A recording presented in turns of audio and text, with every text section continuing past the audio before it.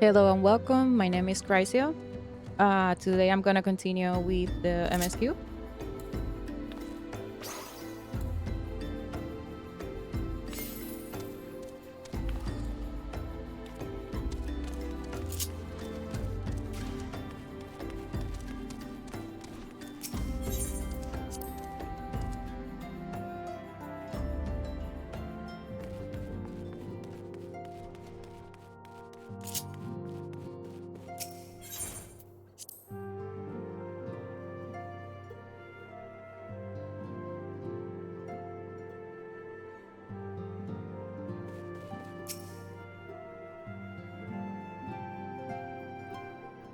It is good to see you, hale and healthy, Chrysio. I received word from Ida and Papalimo that you had failed God King Mugomog 12, but I had hoped to hear your version of the tale. So it was as they say, summoned with the same methods used by the beast tribes and taught by the Asians. Though unfortunate, this incident did at least serve to remind the elder Caesar of our usefulness. Her offer of additional support could not have come at a better time. My thanks, Crisis.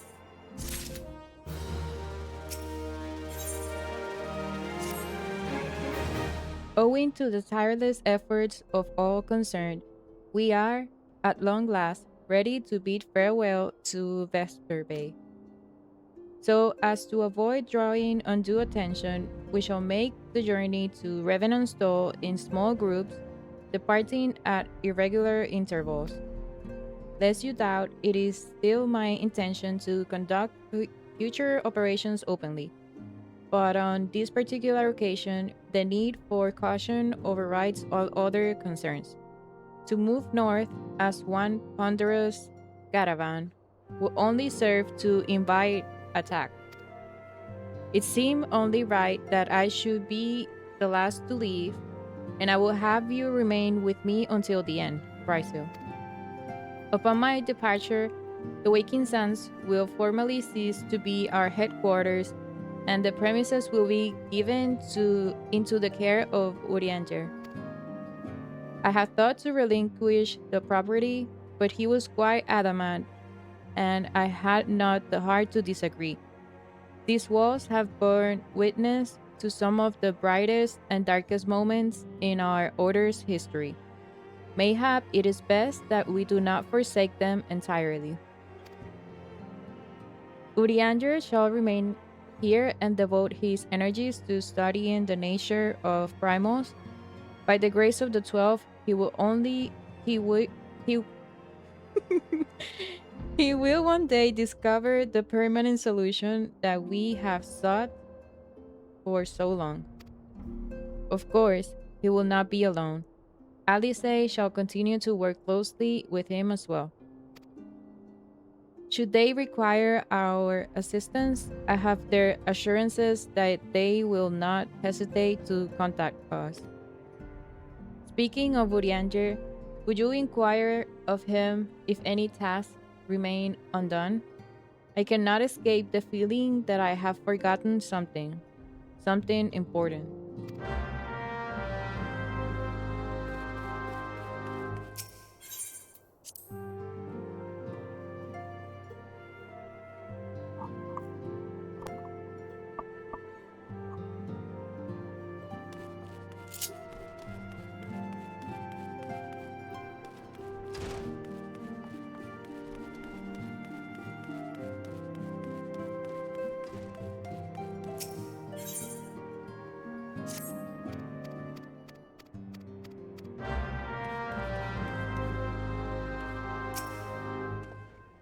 Oh my god.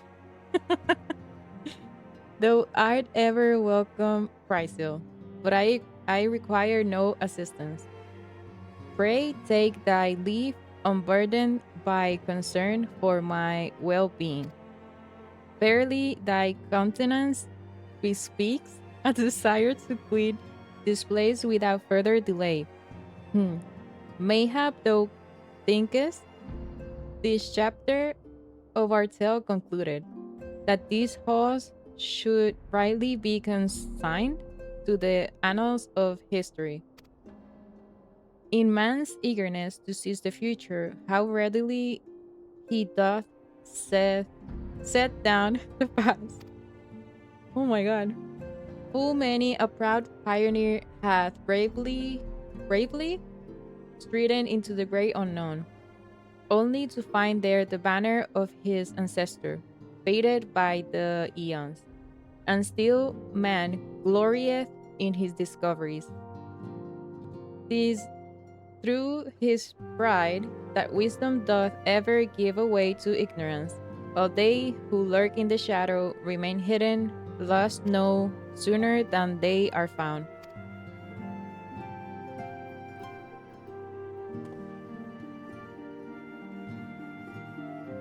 Be not offended, Chrysil. Thy conduct hath ever been beyond reproach. Despite thy surpassing strength and all thy many victories, thou hast never been so convinced of thine own greatness as to imagine thyself above the failings of thy forebears. Mayhap it is the echo which hath opened thine eyes to the lessons of history. Would that the same could be said of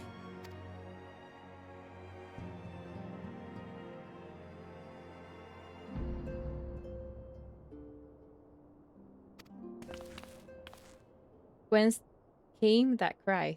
The solar 12 for pen, the antecedent.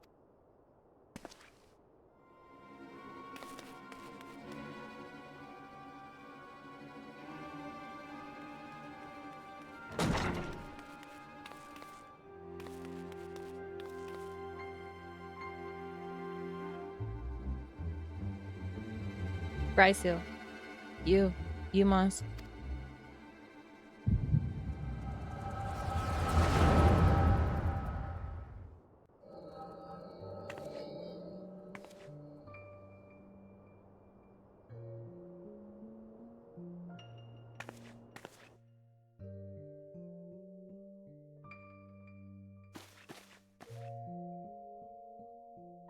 Tell me, Louisoix, would you have done the same? Louisoix Levellier was a remarkable man, wise beyond mortal measure. Would that I had met him prior to his passing.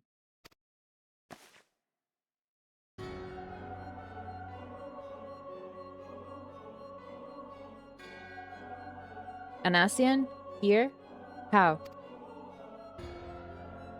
How readily you see. You are indeed gifted, antecedent.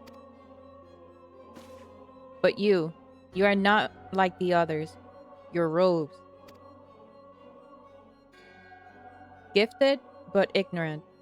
Yet I shall not judge you harshly. The fault lies with your forebears. It has been millennia.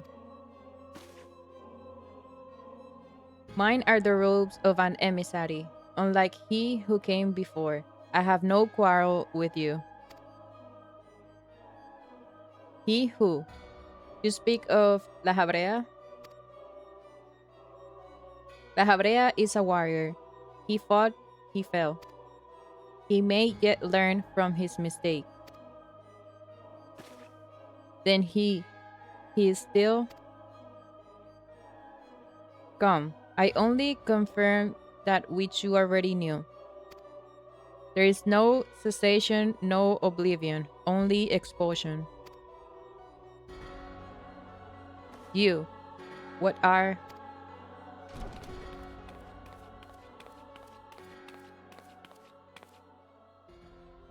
We're ready when you are, my lady. If there's nothing else, is something the matter?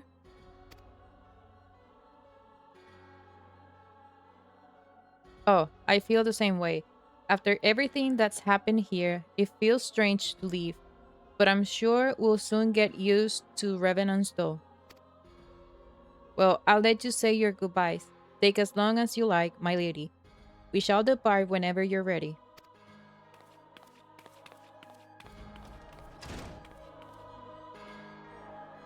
It is only to be expected. She lacks the gift and the knowledge both. To her, we are indistinct. I do not understand. Shadowless, fleshless, formless. That truth there is in each tale is diluted by time and telling. Knowledge distakes expectation, and expectation colors perception. Thus did she perceive not. So it is will all but a chosen few. When you, when young, could not yet see with eyes unclouded. Oh, even you, when young, could not yet see with eyes unclouded. You know nothing about me, nothing. The gift grants you clarity. It grants you focus. With it, you may in time come to see us as we are, rather than this crude approximation. The Habrea did not think so highly of the echo. La Habrea is wrong about great many things. The echo is indeed a gift, albeit one you have yet to master. And if we did, there would be no strife between our peoples, for we would be of one mind. I leave as I came in peace, antecedent. May we meet again as friends.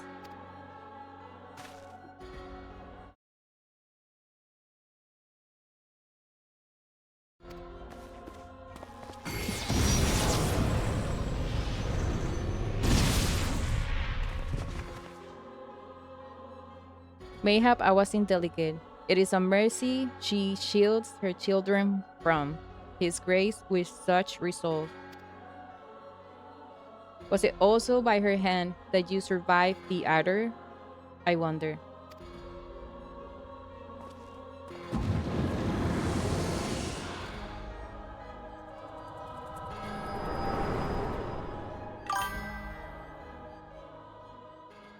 Yo también te amo. No había visto el mensaje, estaba cambiado el chat por alguna razón. I take it. There is no need to explain.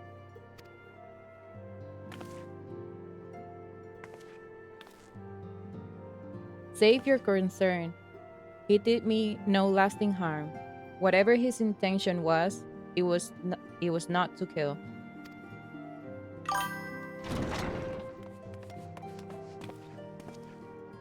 I heard a cry. What happened? Are you all right? You look faint. Do you need to lie down? I could fetch you a flask of my special tonic. Urianger, send word to the students of Valdesian. Tell them to scour the archives, the forbidden tombs in particular. If there's any reference to an Asian robe in white, however oblique, I will know of it. An Asian, my lady? Was that what gave you cause to cry out?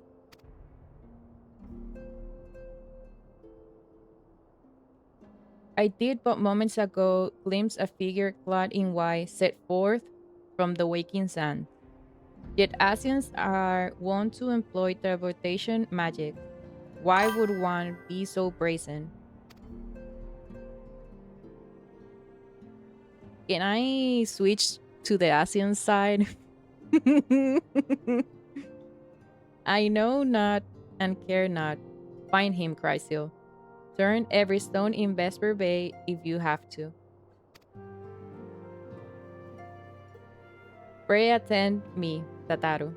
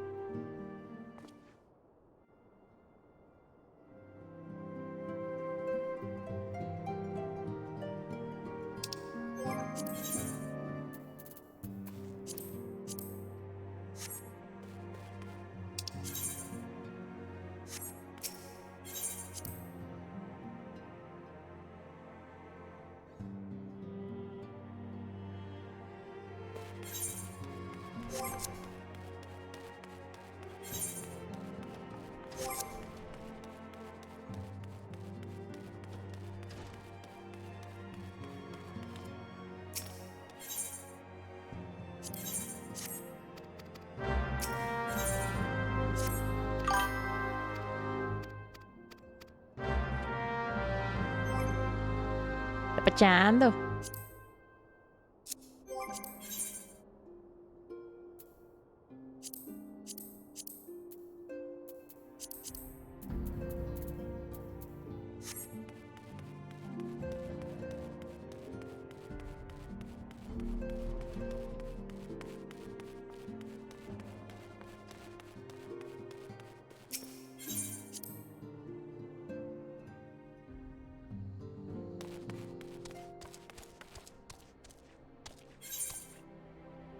No.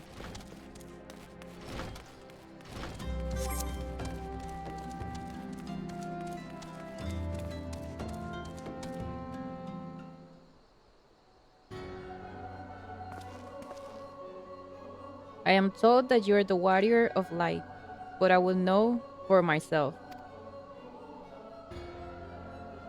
I shall walk I shall walk north, and you may choose to follow. Know, however, that you will be waylaid if you do. You may even perish.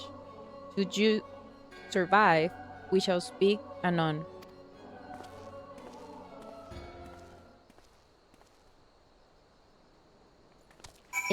Maybe el internet. ¿Tú me escuchas bien, Yamen?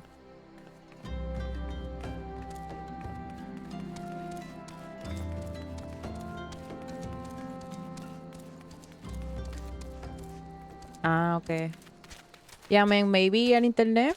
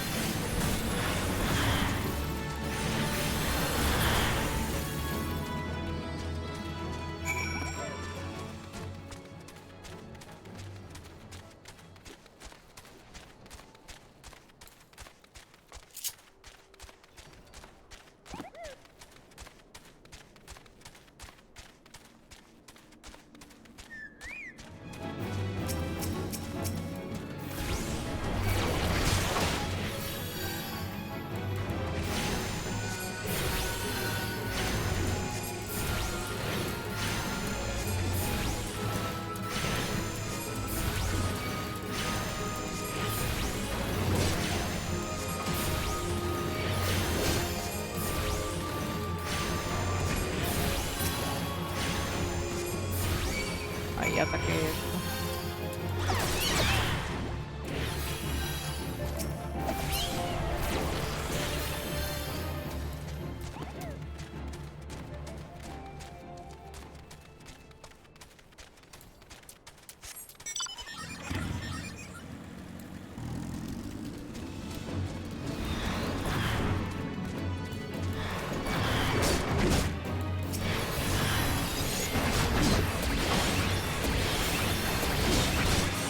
Esto no era.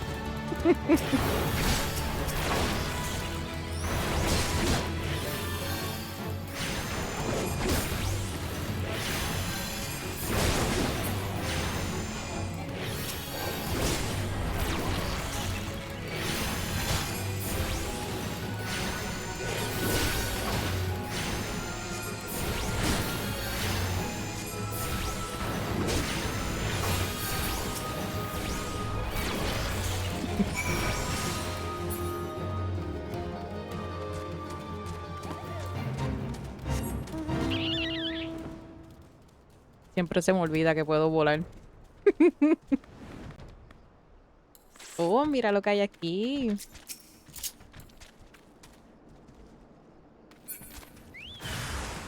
Oh.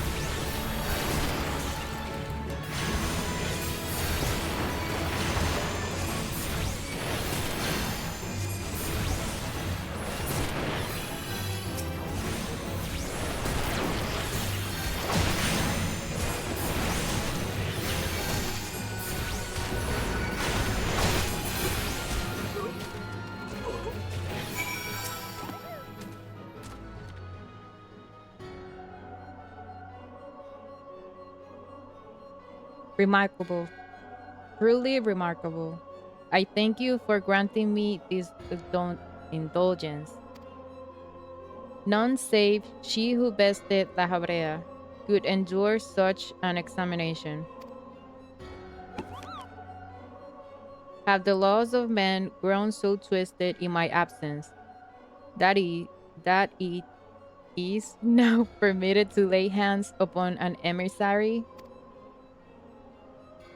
You bore witness to my audience with the antecedent, did you not? Then you know I acted only in self defense. I realize the same cannot be said of La Habrea. Even amongst his brethren, he is considered unique. Nevertheless, I cannot wholly condemn his misdeeds, for through them we discovered you, one so strong in the gift that she should cast us out. She could cast us out. Your mother favors you still. That much is plain. But surely you must feel it. Her influence wanes, and her strength shall soon be spent. These lands, these people, this world, all shall soon change. As it was, so shall it be again, as it should always have been. Doubt my claims and question my motive if you will. Only believe me when I say this. I am Elidibus, emissary, bearer of the word of the one true God, and we shall meet again.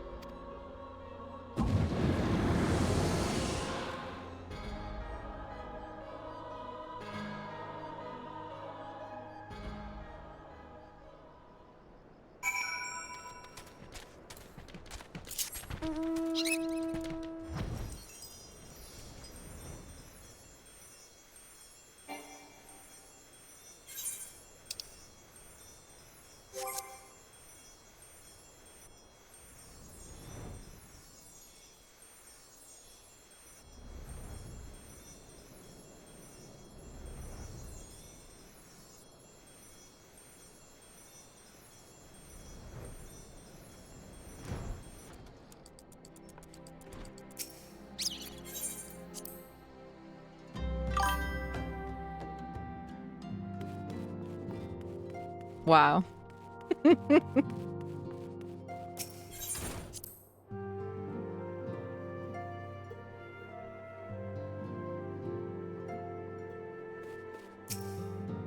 Está como mi filia entonces, que lo único que hace es estar aquí para mirando y ya.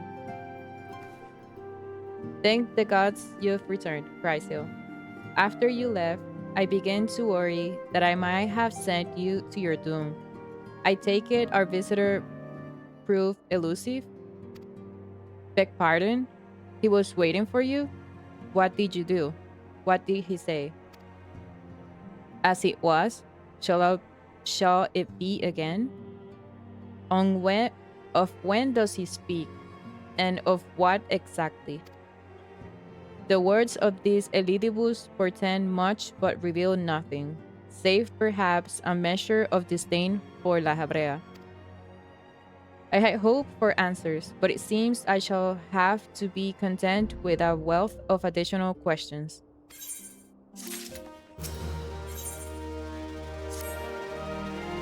Let us set aside the matter of this ASEAN until we have completed our move to the Rising Stones. There is but one final favor I will ask of you before I depart. I believe I mentioned before that my father was a member of the Alamigan resistance. The truth, however, is more complicated than that. As far as the Empire knew, he was their spy. He maintained the deception for on half a decade, furnishing the resistance with vital imperial secrets, while feeding his paymasters subtly conceived misinformation. When he died, some 15 years ago, my father left behind his journal, which I have closely guarded ever since. It contains every shred of information he and his agents could steal on what they believe to be the single greatest threat to Eorsia, the primals. It is its wisdom has guided me through the years, though there is much within I still do not understand. It is my hope that Urianger will fare better. Tell him to treat it with care. It is all I have left of my father.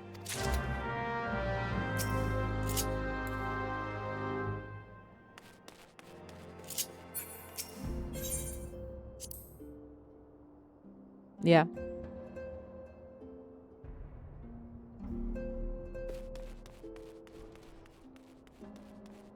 So I guess Minfilia couldn't just walk, what, like 15 feet to give the journal to Urianger.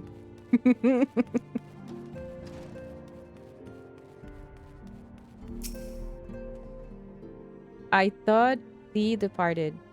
To that end, though dost thou linger. The father's final bequest, the daughter's lifelong labor. It is no small thing to surrender such a cherished memento. Well, I can imagine the antecedents' pain. Upon mine honor, I swear to spare no effort in the study of these materials, lest my lady's sacrifice be in vain.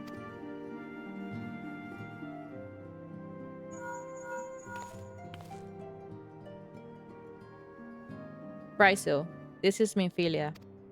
Forgive me, but I could wait no longer. I have departed for the rising stones.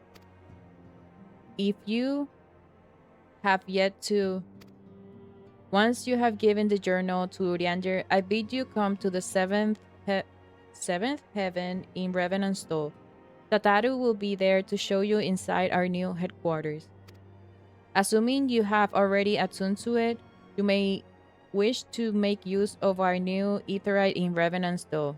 After all, it is right in our doorstep.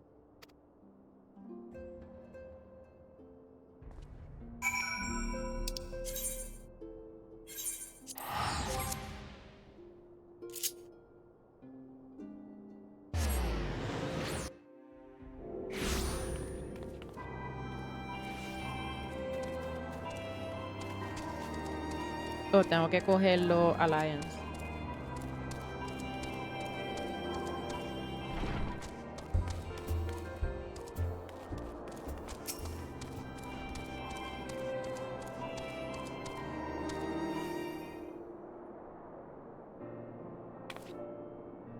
Oh, Chrysil, you're here. Good, good. We were all wondering when you'd showed up. As I was just telling your restive receptionist here, I'm pleased to inform you that all the documents have been prepared and all signatures signed. The Rising Stones is officially yours. Splendid. From this day forward, I will spare no effort in seeing that it is as welcoming and comfortable a home for us as the Waking Sand ever was. That said, this is all somewhat intimidating, is it not? So many unfamiliar places and unfamiliar faces.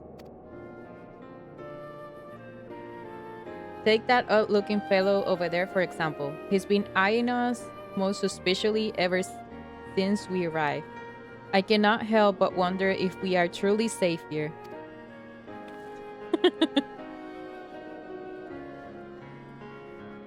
Oh, that man. I can say I've spoken to him myself, but rumor has it he's come to hunt for ancient treasures in the Crystal Tower. You've seen the structure I speak of, no? It'd be hard to miss. That massive pillar of shining crystal that looms high over the land just to the southeast of here. If the tales are to be believed, it is a remnant of some ancient civilization. The remains remain a mystery, and that's no doubt why it's drawn adventurers and scholars from all over looking to unearth its secrets. The man over there is no exception. as if my instincts are true. He knows more than most. If you're curious about the tower yourself, you could do worse than to talk to him and see what he knows. Why, if I weren't otherwise occupied with my duties here, I half mind to join you. I mean, just look at it. I can scarce begin to imagine what wonders lie inside. Why, that's wonderful to hear. Rest assured that these receptionists will work just as hard to see that our efforts do not skip a beat despite the relocation. And with that, Chrysil, I do believe it is time you officially announce your presence to everyone inside. The antecedent and the others will surely be overjoyed to see you.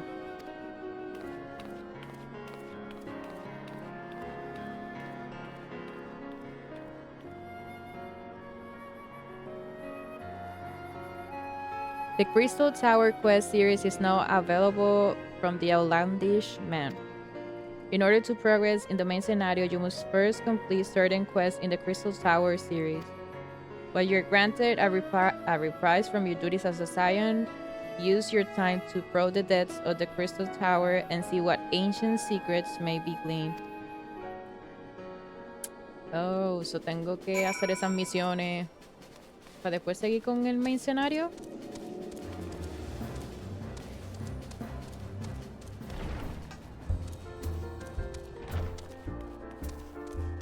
O maybe voy a entregar esta y después sigo con aquella.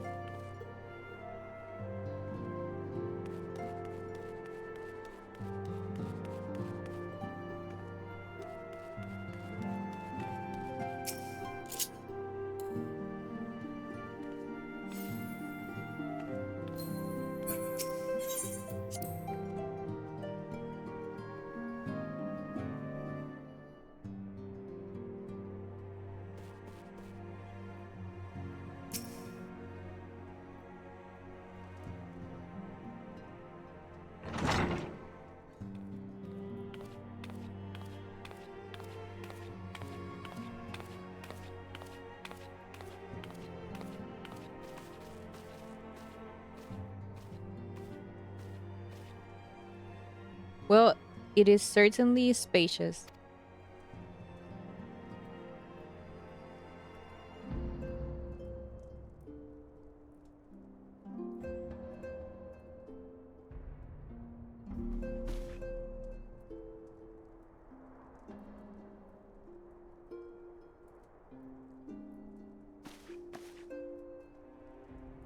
Today marks a new beginning for the science of the seventh dawn.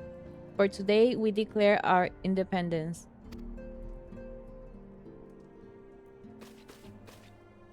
We shall henceforth be beholden to no nation, but serve all Eorzea's people, proudly and openly. But this does not mean that we will sever our ties to the Eorzean alliance. On the contrary, the antecedent and I shall endeavor to strengthen them. Rest assured, however, that we shall not permit political considerations to influence our decisions. Our identity remains unchanged, at thus our cause. We are the scions of the seventh dawn, and our single purpose is to safeguard the future of Eorzea.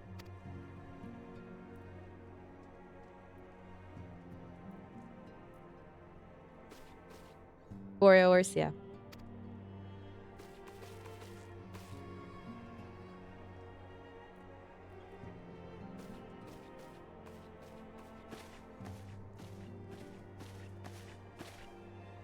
A moment of your time, Chrysil? I will speak of Elidibus.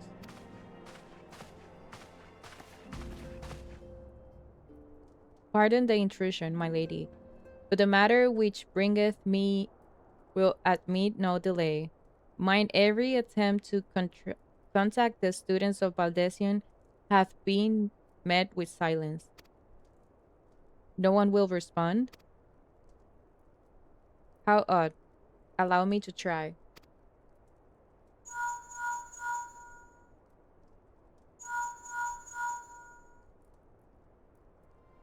No response. Surely they will not ignore us. They have never yet, my lady. I fear we must assume the worst. No, I would not believe it. An outpost, perhaps, but not their headquarters. Their wards are beyond circumvention. Had they come under attack, they would most certainly have raised the alarm. None could penetrate their sanctum unnoticed. But for those who lack the fight and the knowledge both, oh no. Contact their agents in the field at once. If aught has befallen of the students of Valdesion, they may know of it. Though the thought of it pains me, until such time as we have evidence to see to the contrary, we can but assume the worst. Accordingly, we must see we must need seek another source of information on Elidibus. It is possible that others in the homeland are possessed of such knowledge. Be fairly warned, however, they are unlike to yield it unconditionally. Do what you must. Yet another of unforeseen and unwelcome development. What could be next? I wonder. A visit from a crimson-clad Asian, perhaps, or Orchard, or Hughes? I don't know. And which of our allies will then fall silent? For a time, I thought we had gained the upper hand. When you shattered the crystal of darkness and cast out La Habrea, I dared to hope that we had found a way to rid ourselves of the Asian menace. But I was wrong. He endures, and may yet return. Upon that point, I have no doubt that Elidibus spoke true. Yet there must be a way to destroy them utterly, a way to spare this world their unholy machinations. I dare not consider the alternative. There are forces at work we do not understand, Chrysil.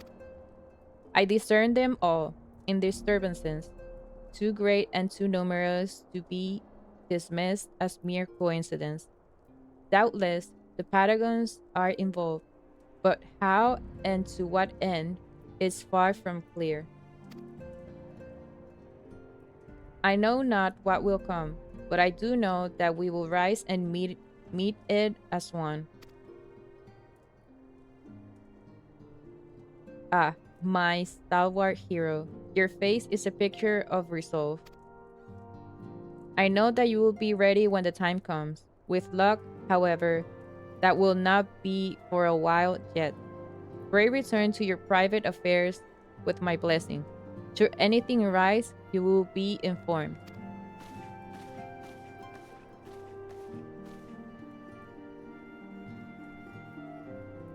Cryle, where are you?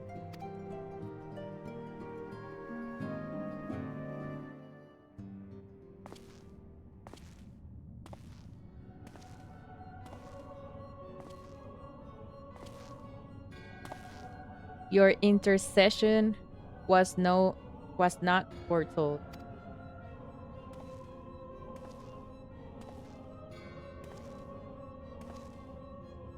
You object? We question our plans are in motion, your intentions unclear. They survived the seventh ardor, and they're stronger now in the gift. Does that not intrigue you?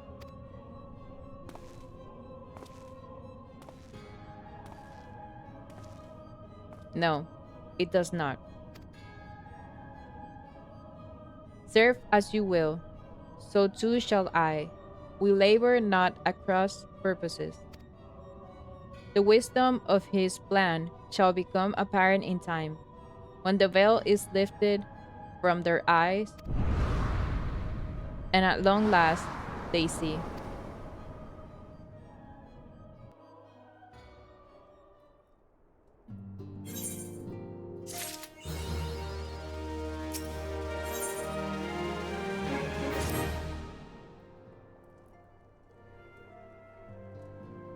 Truly, there is no rest for the weary. Scarce had I begun to make myself at home when I received a request for assistance from Ama- Amagina and Sons Mineral Concern. It would appear their storehouse in Horizon has been the target of a series of covert robberies. Minor as they seem in isolation, occasional discrepancies in the manifest were long dismissed as clerical errors. It was only during the concern's annual audit that a pattern became apparent. Significant quantities of crystals, and only crystals, were missing. I need hardly to tell you what that may imply.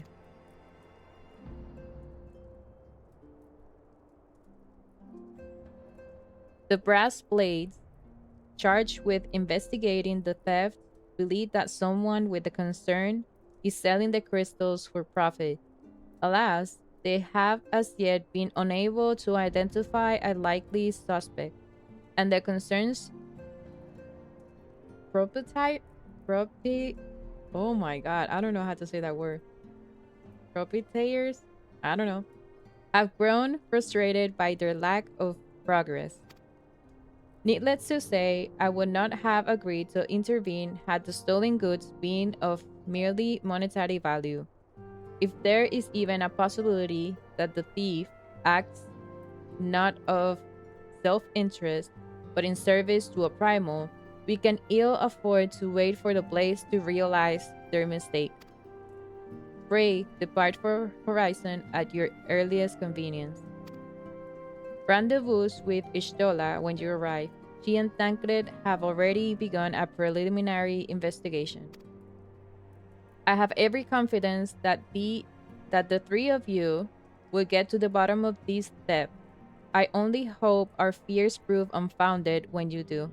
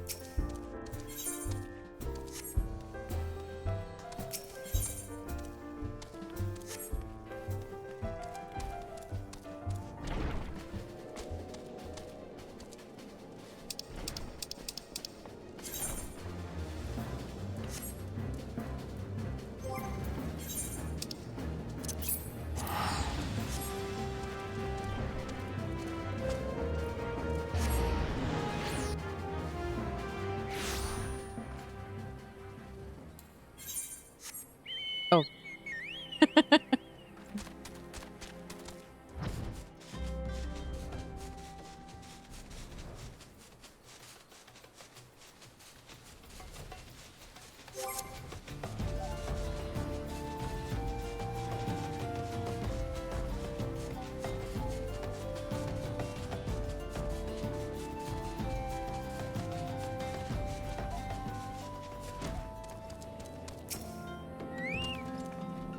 Oh, Chrysil, your assistance is most welcome. I have already spoken at length with the brass blades of the rose, albeit to little avail. It would seem that the thieves took great pains to conceal their activities. I could go into further detail, but your time might better be spent in conversation with Hufulupa. He is the officer charged with leading the investigation, and I will only be repeating that which he related to me. If aught eluded my attention, mayhap it will not elude yours.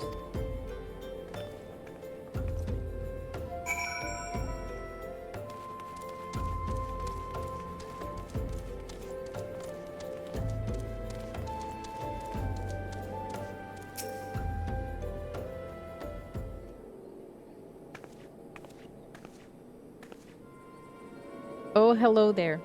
Chrysil, was it? Ishtola said to expect you. Terrible business, these thefts. They have yet to confirm the quantity of crystals stolen, but they say it may be greater than. But never mind that. I have news to share. A short while ago, the driver of a heavily laden carriage refused to halt for inspection and broke through one of our checkpoints on the Royal Alagan Sunway. The car bolted off toward eastern Tanalan. There, oh my god, where thank the gods, I hear that our colleagues were able to apprehend them without further incident. A speeding carriage? That would seem a curious choice for thieves of such proven cunning. Yet the Amalja do have a foothold in eastern Tanalan. Hmm. And what of their cargo? Did they carry the crystals we seek? We should be receiving a report any moment now, but I fail to see what else it could. Did you miss me, friends? I'm back, but I fear I come bearing disappointing news. Or, on second thought, perhaps it's good news after all. Tancred, where have you been off to? I figured you had everything under control here, so I took a brief excursion to the east to check up on our Amalja friends. And wouldn't you believe it? I happened upon a runaway carriage on the way, and even was able to do my small part to help my friends in the brass plate intercepted. In all my years, I have never seen such a prodigious quantity of somnus. The blades were calling it one of the greatest hauls they have ever seen. The stolen crystals, on the other hand, were nowhere to be found. Is that so? Alas, I suppose we have no choice but to resume our search elsewhere. We should reassess our options as well. Come with us, Chrysil.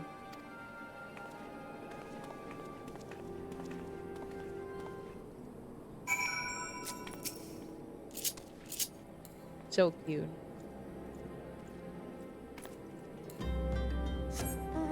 Oh.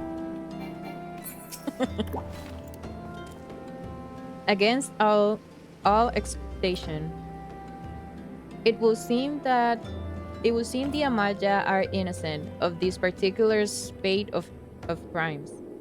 By all indications, they have yet to replenish the stores of crystal exhausted during their last attempt to summon Ifrit. What I can't fathom is why anyone else would go to such lengths to obtain crystals, and in such quantities.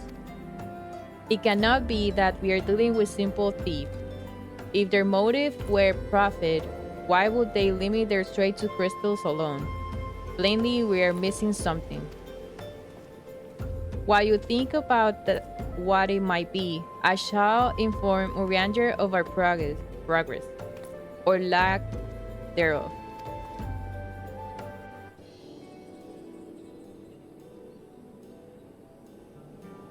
Now then.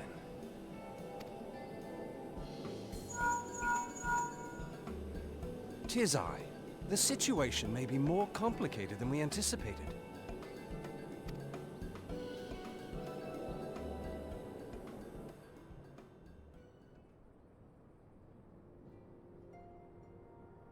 Indeed, I shall remain watchful. Ere thou goest, another matter requireth thine attention. A young maiden, full eager to... Wherefore inquirest thou of her fairness? Oh, very well. Be she damsel or devil, I shall direct her steps to Revenant's toll. Save thine insinuations for one given to such impropriety. Thou shalt not find me amenable.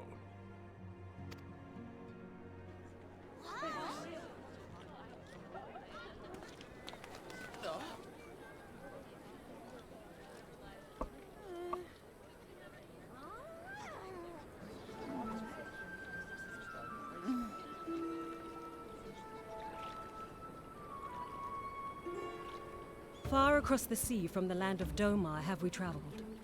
We seek audience with the ruler of these lands. Who here speaks for you?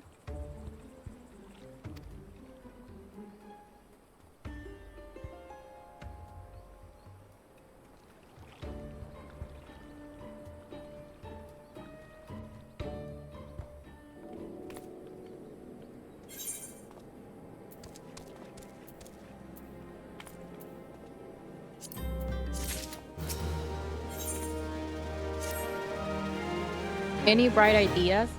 A solitary flash of insight? No? Well then, for want of a better suggestion, I say we try picking Fufulupa's brain again. Who knows, if we work together, we may yet find something of use nestled away within it.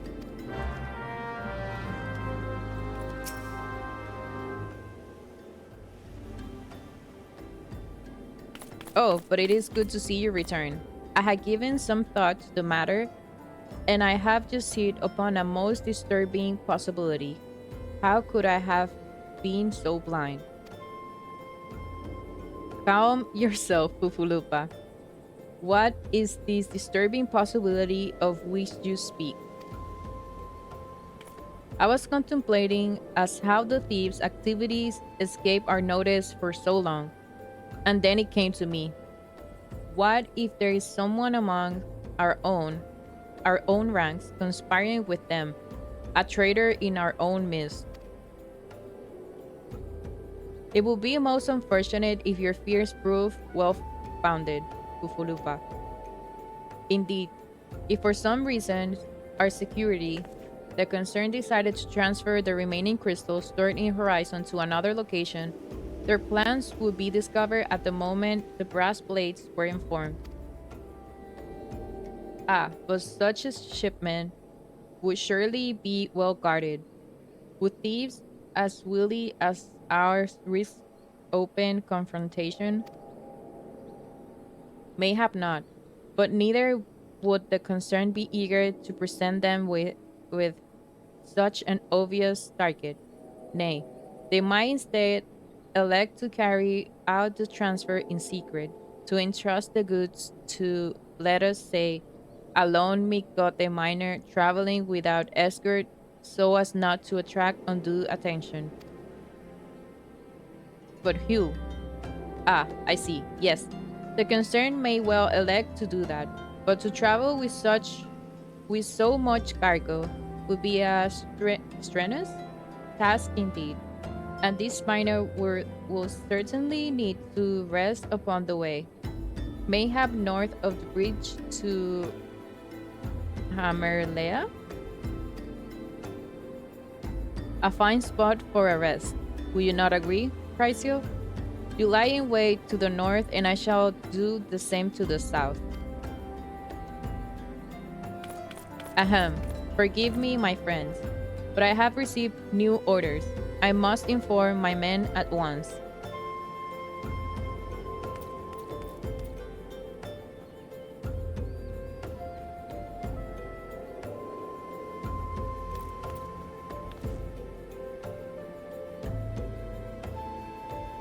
Call me a cynic, but I would be surprised if these thieves lay down their arms and surrender.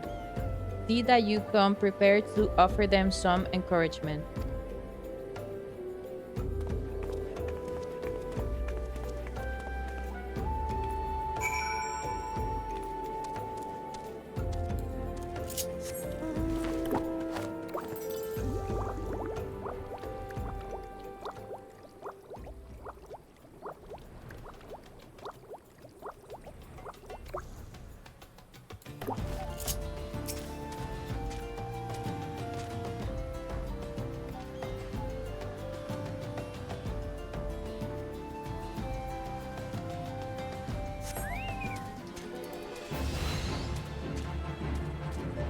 Oh.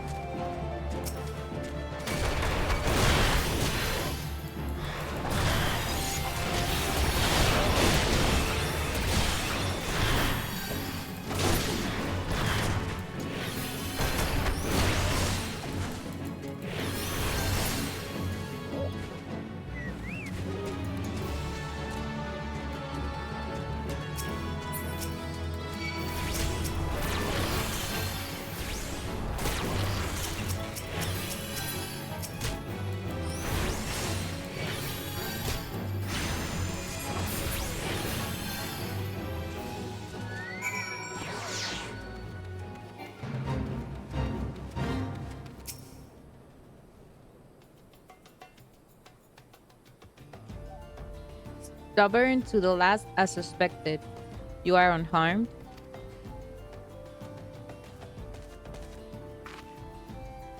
A gang of sea wolf thieves, and in Tanalang, no less.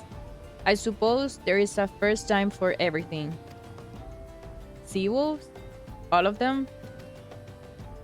Aye, and all with the same taste in facial tattoos. Blue, in case you were wondering. Our thieves are a long way from home. Are a long way from home.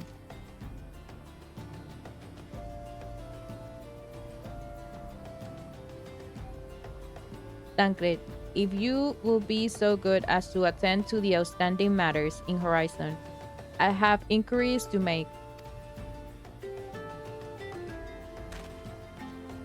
To Horizon then. Tufulupa will want to hear about your meeting with the thieves.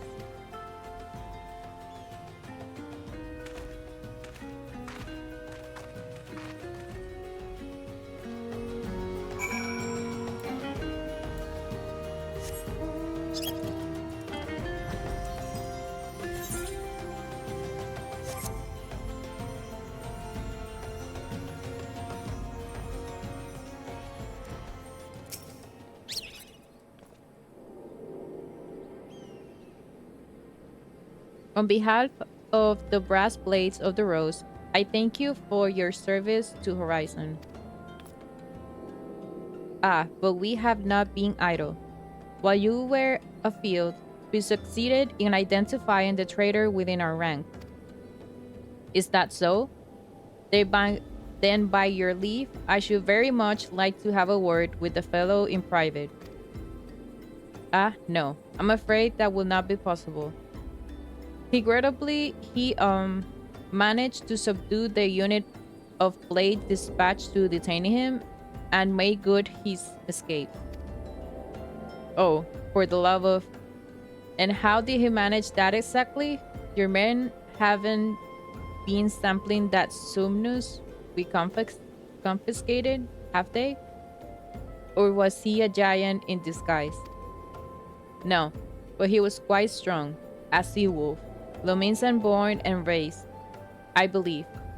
But do not worry, we will find him. You have my word on that. I see. Pray keep me appraised of any developments. Yes? She's standing next to me. Understood. I fear our time together is at an end, my friend. Your services I require elsewhere. Awfully disappointing, I know, but one must follow where duty leads. You might try to look a little disappointed. Or do you mean to give me another one of your stoic nods? You do, don't you?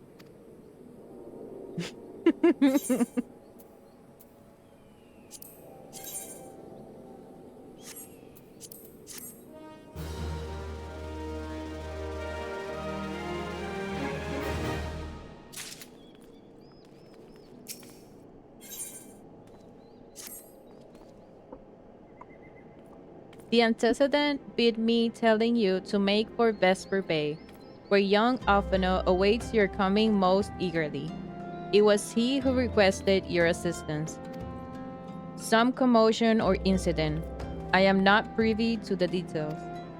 While you do whatever it is that Alphino has planned for you, I shall endeavor to track down our traitorous brass blade, and when I do, you may rest assured that we will have our answers.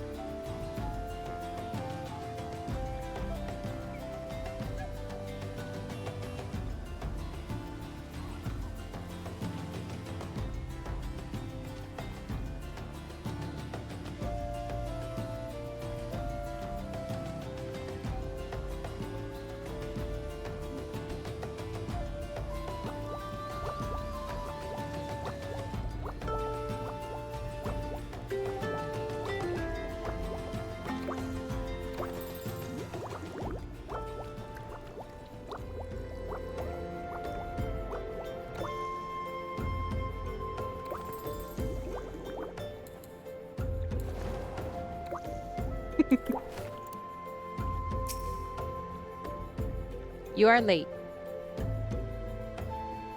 No matter. I know where our visitors are headed. From what I have been able to gather, this vessel belongs to a band of Domans who seek an audience with the Sultana. You're familiar with Doma? Yes? In Orthard? Well, like the rest of the nations of the eastern continent, it is ruled by the Guardian Empire. Given our visitors' unannounced arrival, as well as the state of their ship, I suspect they did not leave their homeland under best circumstances. Needless to say, I should be very interested to hear their tale, and more importantly, what they know of the current state of affairs in the Empire. Such information could prove most useful. We would be fools not to pursue this opportunity. Do you not think? Come with me to Ulda, Chrysil. Unless I am mistaken, and I am, rarely, mistaken, we will find the Domans bickering with a sultan's sworn on the royal promenade. You are uncertain of your role in the proceedings? Insurance. If our guests are not themselves Imperial agents, it seems fair to assume that they may be being pursued by some. And if not, who better than you to have an on hand in the event of an unforeseen diplomatic incident? Besides, I do so en- I do so I do so enjoy your sparkling repartee. Satisfied? Good. I shall see you in Ulta.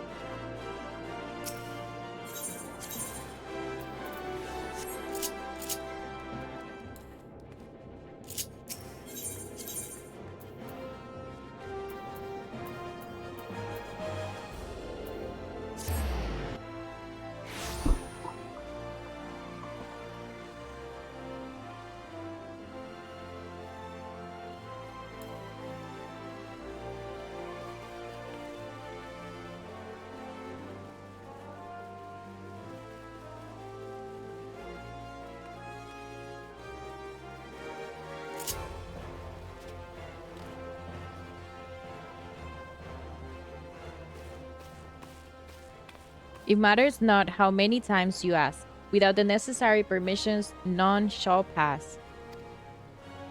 Pray understand, good sir, we have not the leisure to lodge a formal petition.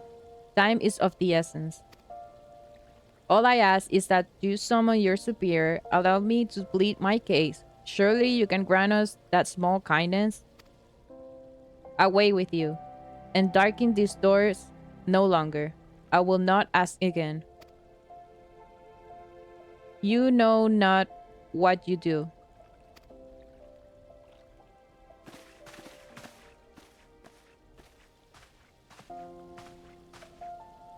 I gather your pleas fell upon deaf ears? A loyal man with a cold heart. I know his kind well. I hope that you will find me more to your liking. Alfino Levelier, at your service, a friend. Which I believe makes me very nearly unique in this part of the world, at least. Few indeed at your allies in Oda. You will need some if you wish to endear yourselves in the wealthy and powerful. Pray join me and my associate at the quicksand. There you may explain your situation to us, and we shall see if there is aught we can do to help.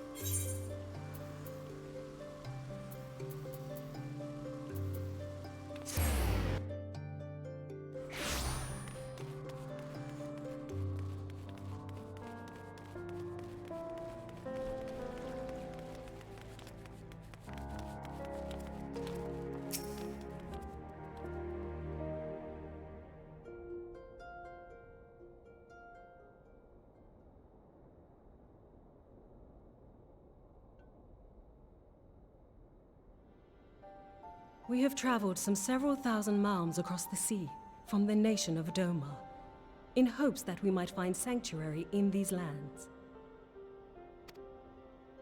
Sanctuary, Lady Yugiri?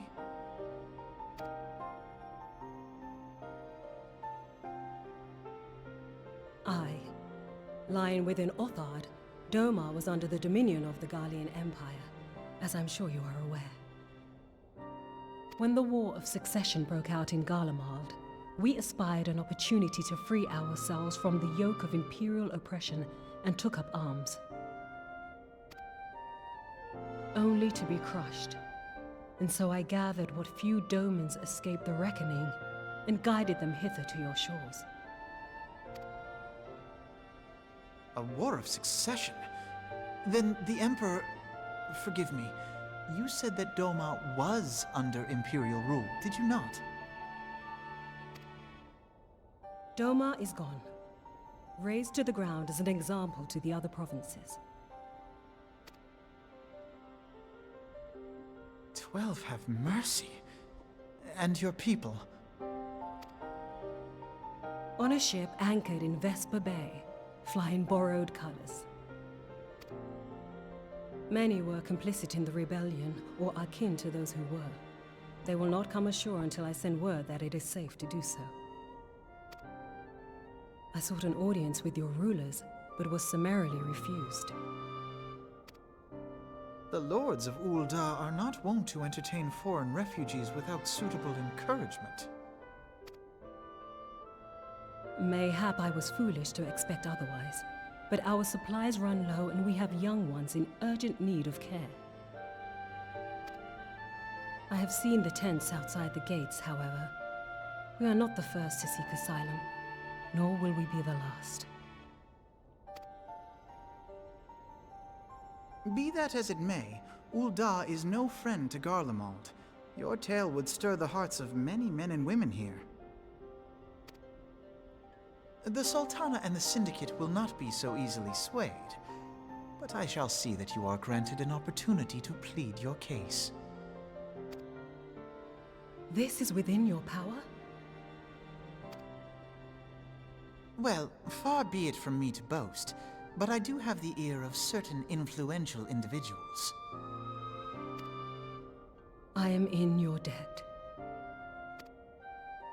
Lady Yugiri, forgive me for observing, but your choice of attire seems like to evoke feelings of mistrust.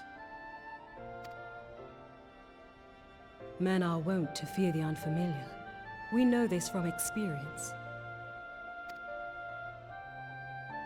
We seek only to spare the people of Uldar unnecessary disquiet. I shall defer to your experience, then. I thank you for your understanding. It seems I have urgent business with the Flame General. I leave our guests in your capable hands.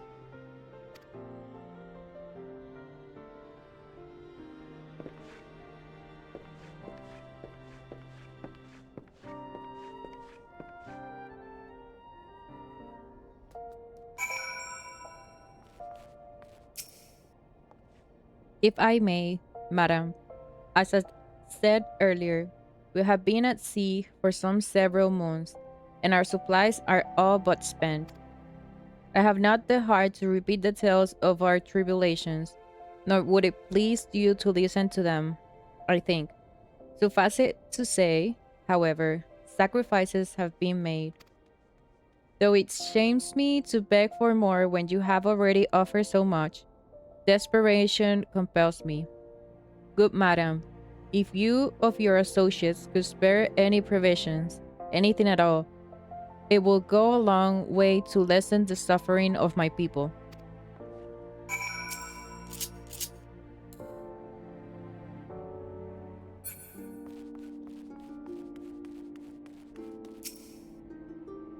Hells, why didn't you say so sooner, Chrysil? Of course, I'll help. You couldn't have picked a better day to tell the truth. A wealthy merchant and his entourage were due to have a banquet here on the morrow, see, but just sent word they can come, meaning I've got a buttload of foodstuff and no one to feed. Best of all, they pay for the lot in advance. Haha. Go and call on Riduri and Catherine at the Sapphire Avenue Exchange. Tell them I said to ship the little princess order to the Waking Sands. Oh, and if they argue, just show them those letters. That should set them straight.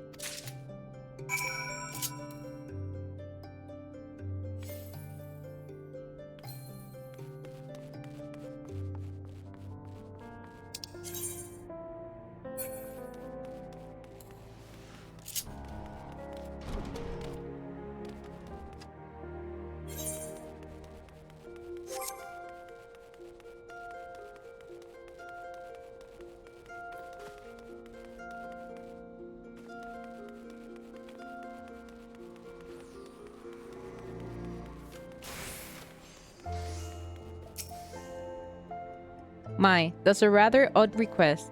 Mayhap you misheard her instructions? You know, you shouldn't encourage them like this. They'll start to expect it, you mark my words.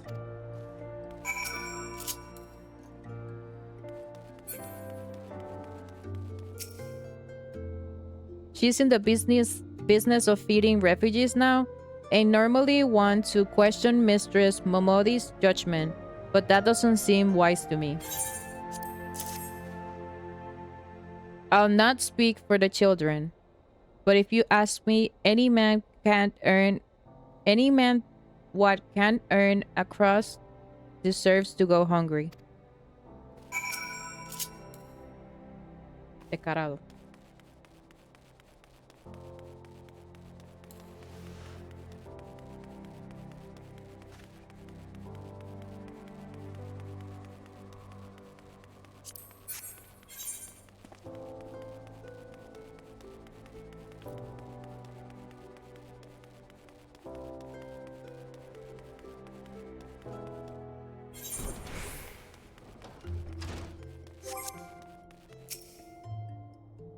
They didn't give you any trouble, did they? Good. Now go and tell Lady Yugiri it is all in hand.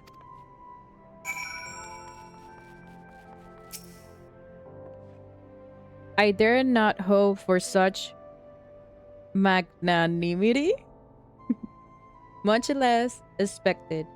Mistress Momodi is generous indeed. I shall be sure to thank her most humbly.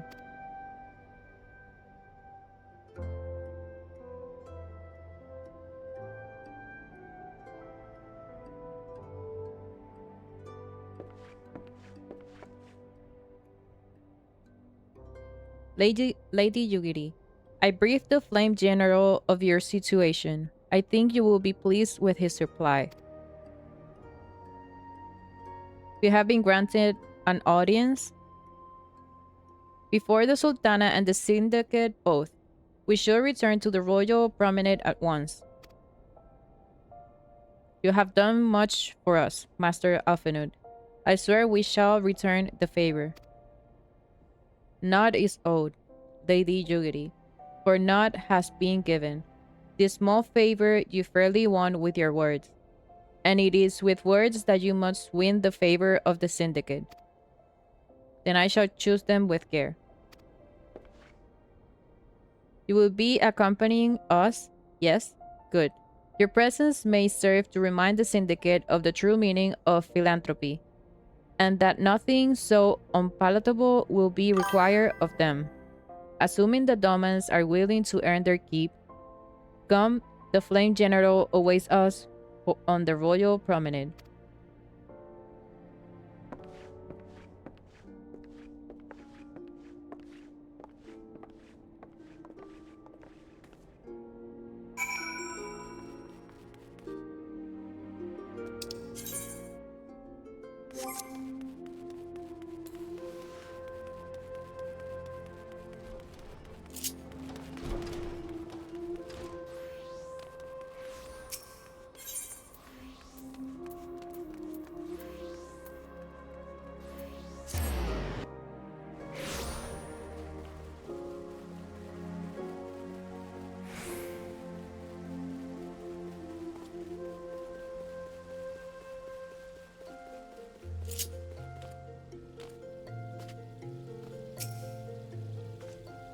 A pleasure, Chrysil. The others are already inside. Let's not keep them waiting.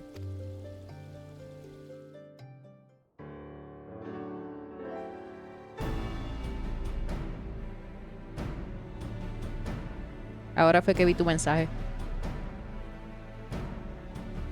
I, Yugiri of Doma, am honored to meet you at last, Your Grace. To mark this auspicious occasion, I should like to present to you the finest treasures our humble nation has to offer. Alas, the circumstances which have brought me here today have divested me of both time and dignity. I come before you as a pauper in direst need of aid, to request that you grant my people asylum.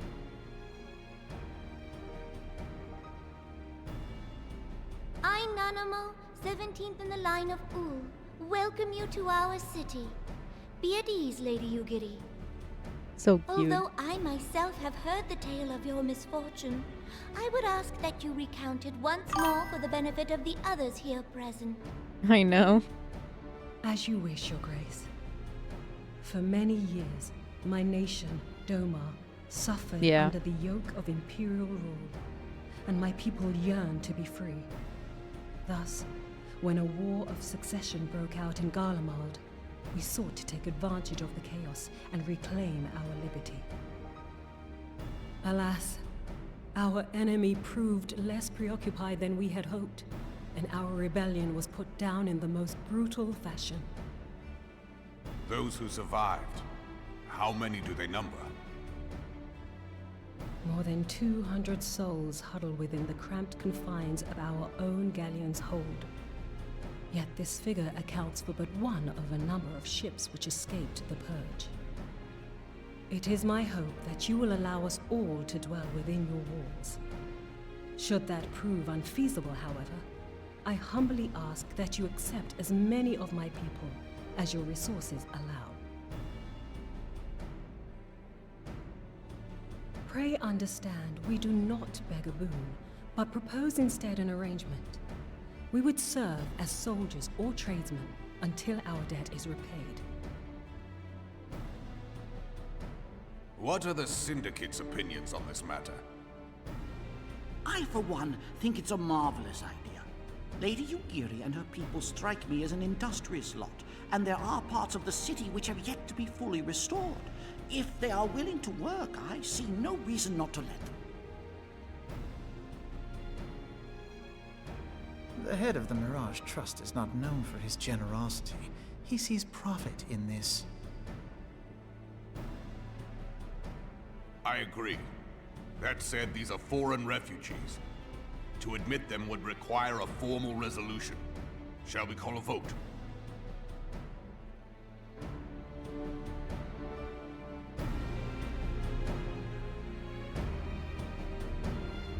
The law is the law.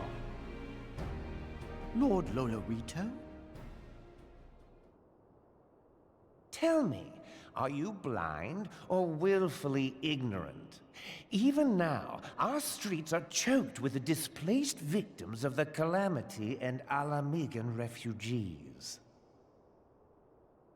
They live hand to mouth, subsisting on aid provided by the immortal flames, the cost of which grows ever higher. The wealth of Ul'dah is not without limits, my friends. And need I remind you that these refugees are prone to violence and criminal activity? You have all read the reports, I think. Without homes or employment, it is only a matter of time before men grow desperate and take that which they imagine has been unjustly denied them. Yet, knowing this, you would have us swell their ranks. Mayhap you think the brass blades and the flames are not hard-pressed enough? Some say the chairman of the East Aldenard Trading Company passes Gil thrice daily. This may explain how he came to be the wealthiest man in Ul'dah. Or it may simply be that he's ruthless beyond reckoning. Surely the Sultanate can support the few hundred domins Lady Yugiri represents. That our resources have been taxed, I do not deny. But we are hardly in danger of financial collapse. I move that an exception be made. An exception, Your Grace? I am suddenly reminded of a similar debate some years ago regarding a number of Alamigan refugees, if memory serves. What were your words that day? Ah, yes. The law is the law. And so our visitors remained in Little Alamigo. Mayhap our wise and benevolent Sultana would be so good as to enlighten us as to which other of our laws should not be upheld. Mind your tongue, Lolorito. My lord, I share your concern for the welfare of our great nation, but we must endeavor to take a longer view. You know as well as I that people can be a resource still more precious than Gil. Precious or not, they were never yet so I mean, he's right. reliable. And unlike those who frequent your establishment, I have no desire to gamble with my future. Ul'dah's greatest asset is, and has ever been, her material wealth. We risk this at our peril. One need only look to Teleji Adeleji's example for evidence of the danger in allowing sentiment to dictate policy. How far the vaunted Mirage have fallen, both in repute and profitability, since he began employing refugees. How I choose to conduct my affairs is not your concern, my lord. A proposal has been tabled. Given its urgency, I move we forego further debate and call a vote. To accept the Doman refugees or not. Those in favor, I bid you remain. Those opposed, I bid you leave.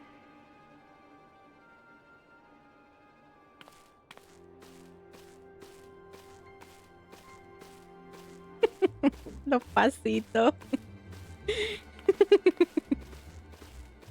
Mini pasito.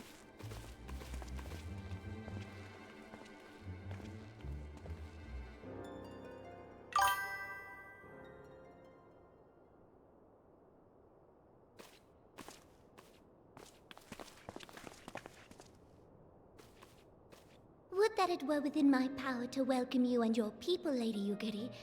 As you have observed, however, my authority in such matters is regrettably limited. Without the consent of the Syndicate, I cannot act. I understand, Your Grace, and I appreciate all that you have done on our behalf.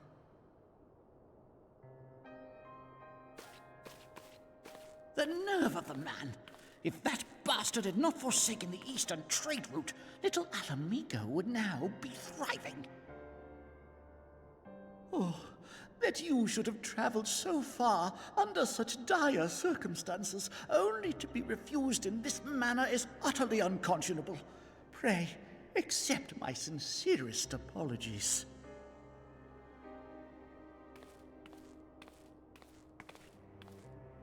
Now that the Empire no longer poses an immediate threat, they see little reason to maintain the pretense of unity. The Monitorists have grown especially defiant of late. Lord Lolorito most of all. But this is neither the time nor place for that discussion.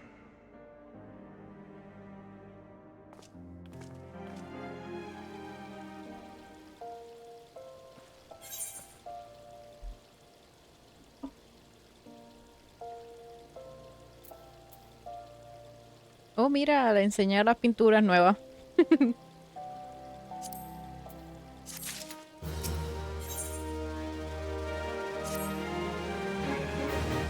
As you observed, Lororito is not afraid to speak his mind, nor is he like to change it. Yo pensé que iba todavía a tener las viejas enseñándose ahí, después uno tenía que trade. Oft have it, I wonder, how a man so skilled at weighing the worth of things should be so incapable of seeing the value in people. Bah, I will not waste no more words on him, not when the Domans are yet in need of aid. Everyone follow me to the Hall of Flames.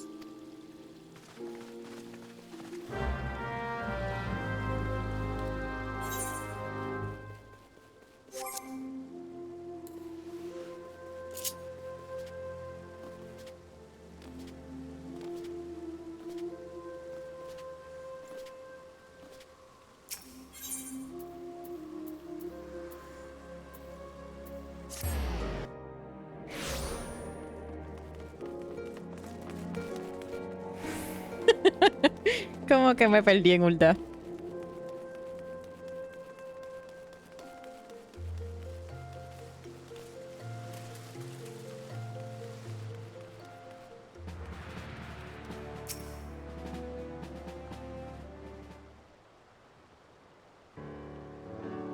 The Syndicate has spoken, and I see no point in moving that the matter be reconsidered.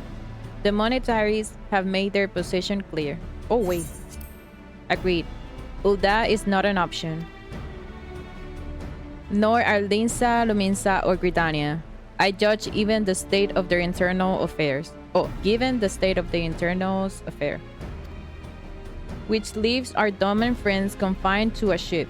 Gods, the thought of them huddled in an airless hold with no hope of better treatment. Would that I had more time to find an alternative, a place not bound by the concerns of the great nations.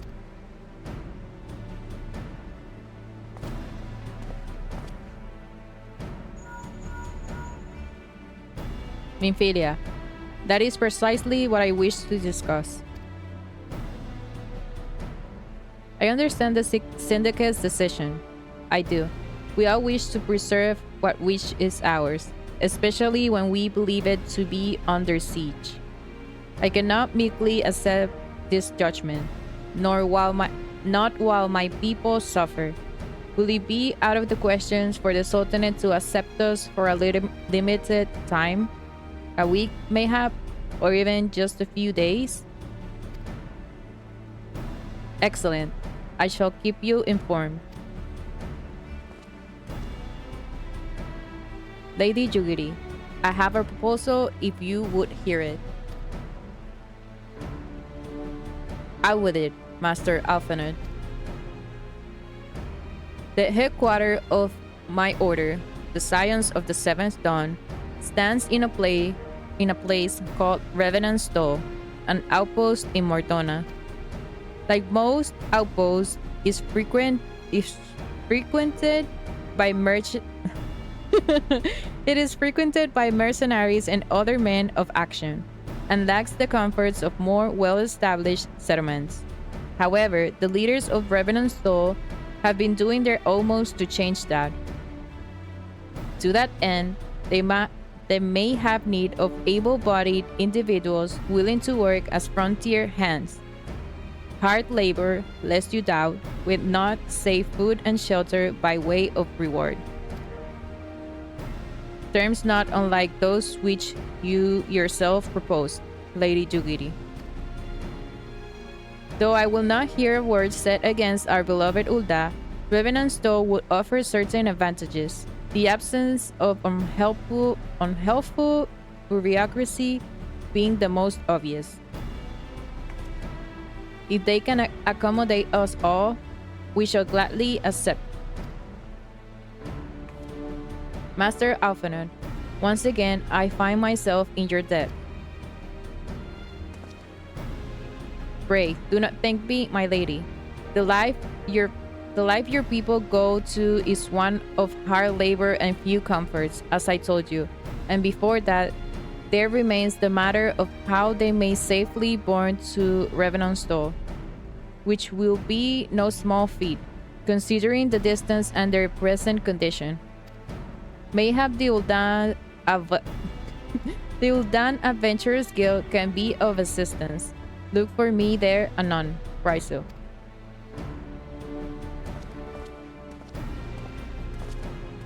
Lady Yugiri, if you and your people would accompany me, we may discuss what aid the immortal flames can provide.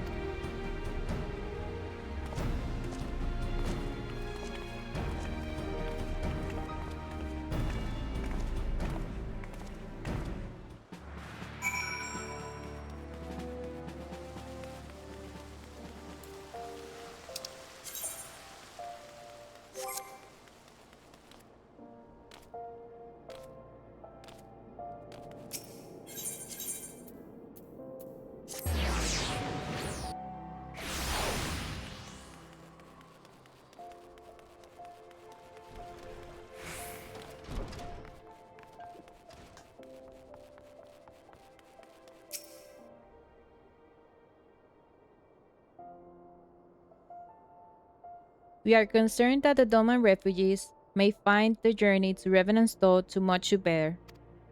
Too long have they been sequestered aboard their ship, with insufficient supplies and scarce room enough to breathe, let alone stretch their limbs. With that in mind, Mistress Momodi has kindly offered to accommodate the Domans until such time. Accommodate the Domans until such time as they are ready to set out for Mortona. Those healthy enough to travel will embark as soon as transportation has been secured, while those too weak leave at once. While those too weak to leave at once will be permitted to stay until they regain their strength. So cute.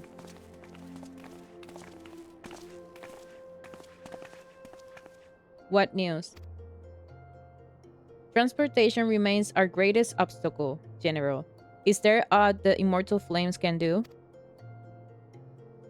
I fear that exceeds our mandate. We're were it a smaller number, mayhap it would go unnoticed. but the syndicates will not bear the cost of escorting more than 200 domans to Mordona. When the government fails to act, the responsibility falls to us private citizens. I will engage the services of the 27 caravans on the Doman's behalf. Very well. We should begin contract negotiations at once. Your generosity is most welcome, my lord. After all that has befallen these good people, it is the least I can do.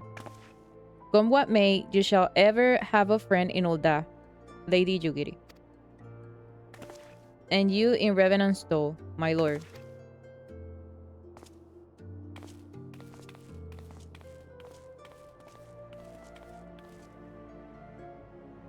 Well, it sounds like we all have work to do.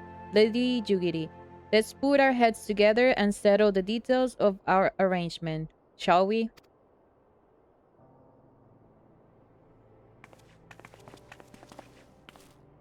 I wouldn't trust the task of escorting our Doman friends to you after you have rested your own road-weary legs, of course. What say you?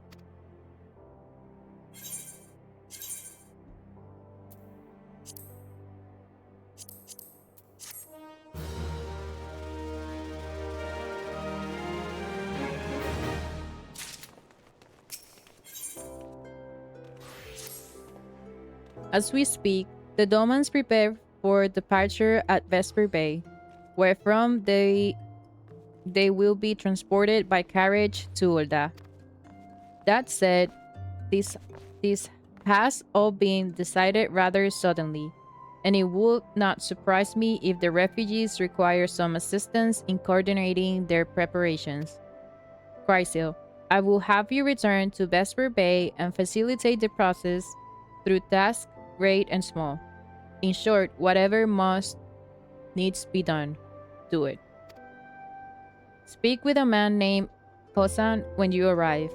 As Lady Yugiri tells it, he has been designated as the leader of the first group.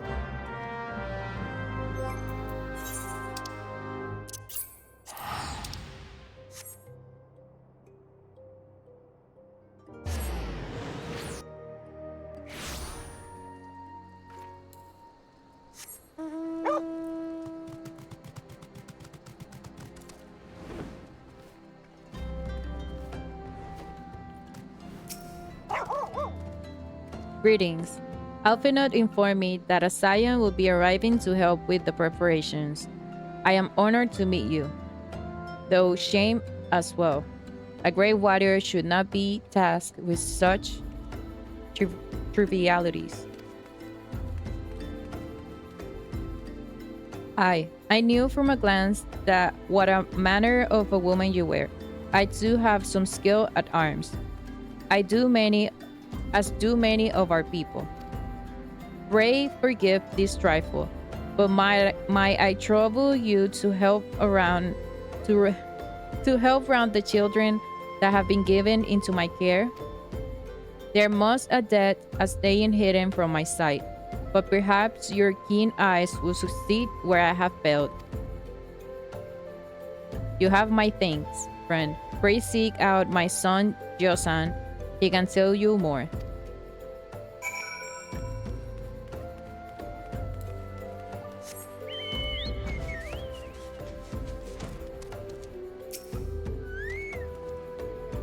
Oh, hello there. I'm Josan, son of Hosan. Will you be coming with us to Ul'dah? I hear we're traveling by horse-drawn carriage. But don't you think they're queer? Giant birds that people ride like horses? I still want to try riding one, but... What's that? You're looking for the others? Don't worry, I already told them to get ready for the carriages. I'll need your help, though. We were just finishing a game of hide-and-seek. 3 players are still in hiding, and since Lady Yugiri told us to take it really seriously, we won't move until they're found. But Vesper Bay isn't that big. So I bet you can find them in no time.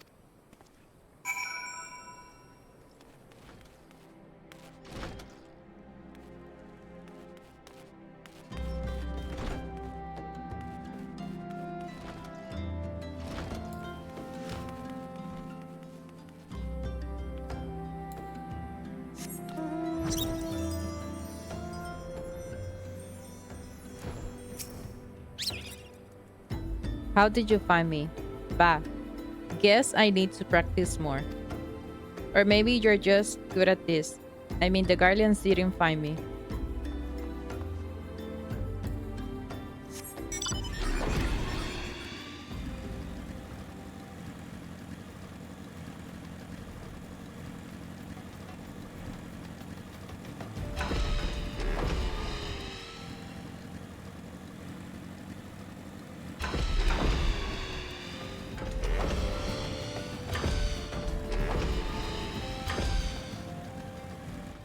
I think I already checked here.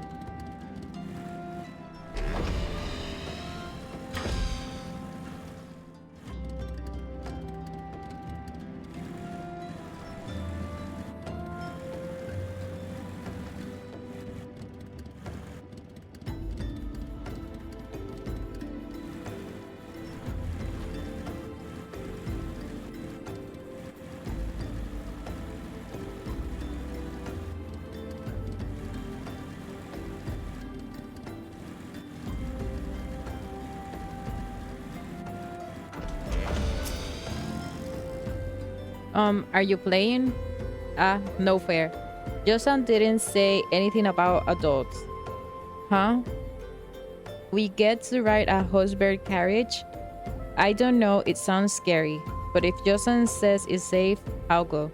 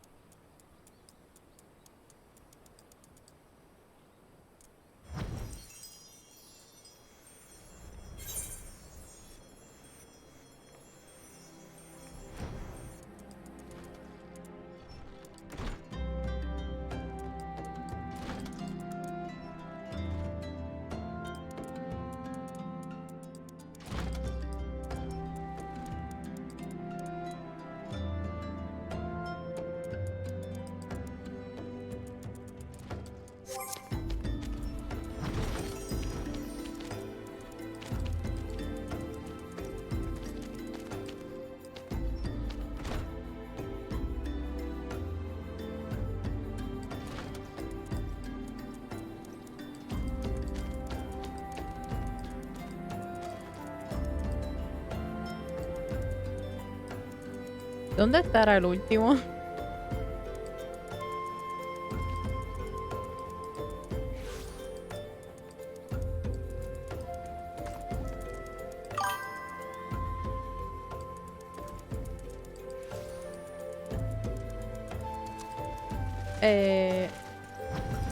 Es que ahí no hay nadie. Ok, es una muñequita aquí ya.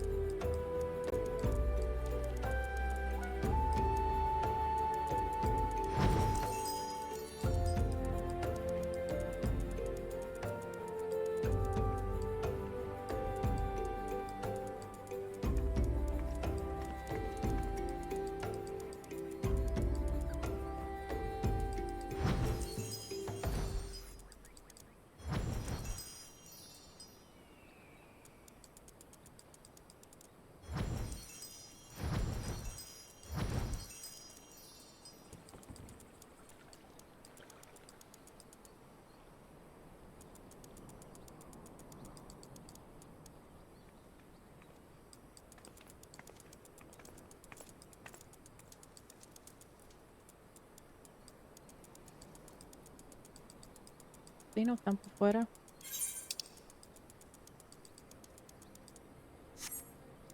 ¿Dónde está el nene?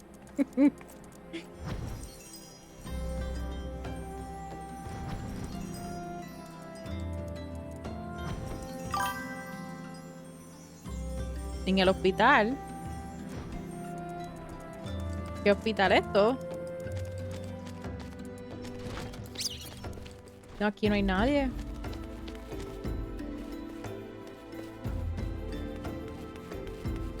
No.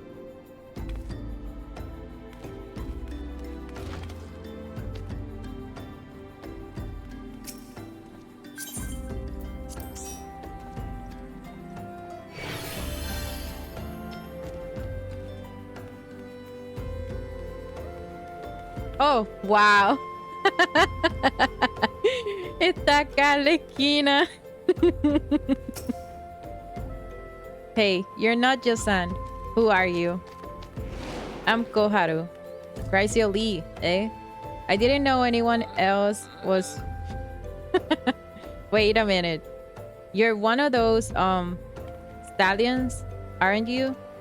No, science. Then you must know Lady Jugiri, right? Isn't she great? She's really good at hide and seek too. Alright, it's almost time to go. Nice meeting you, Chrysio Lee.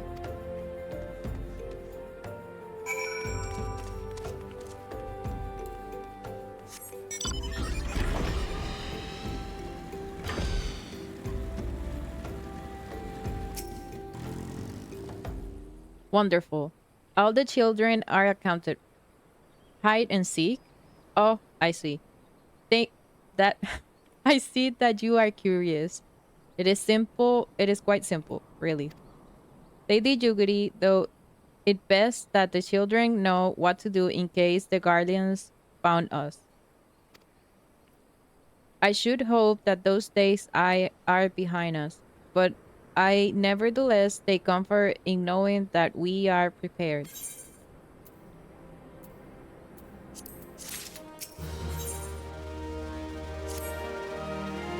The first caravan is due to depart shortly, followed by the rest at regular intervals. My family and I, including my stubborn old father Homei, will be traveling in the lead carriage together with young Koharu, whom I believe you already met.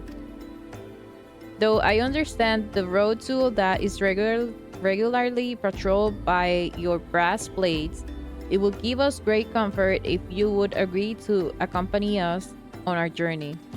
Once again, I thank you for your kindness. When you're ready to leave, please inform our coachman.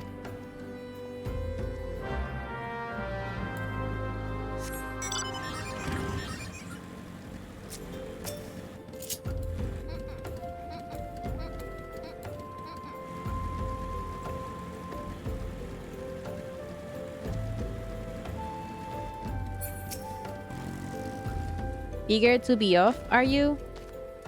Well, I was meaning to have a word with you about that. Runner from the Blades says we might have a problem. A fierce-looking beasties have been sighted south of the bridge to Hammerlea. Might be as someone's eye are playing tricks on them, of course. But it don't pay gamble in this business. But it don't pay to gamble in this business. Now I know you can handle yourself in a fight, but this lot, here's another story. So I was thinking you might go on ahead and have a quick look around, make sure the area is safe, and if you come across anything dangerous, we know what to do. When you're satisfied the way is clear, meet us outside Horizon. The Blades tell me the road there's safe, so I reckon we can make it that far our own, assuming the same bastards don't try to rob us. That is.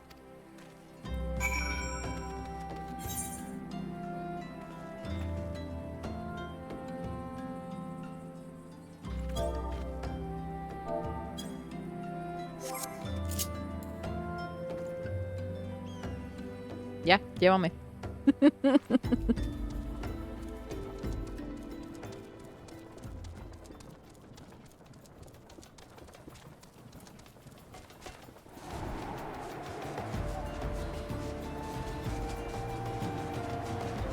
She looks so cute.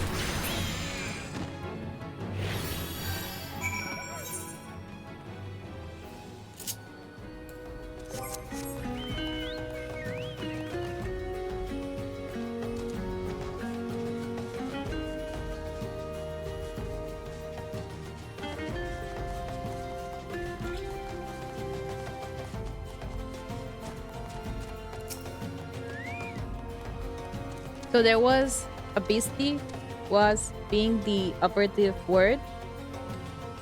A. Haha.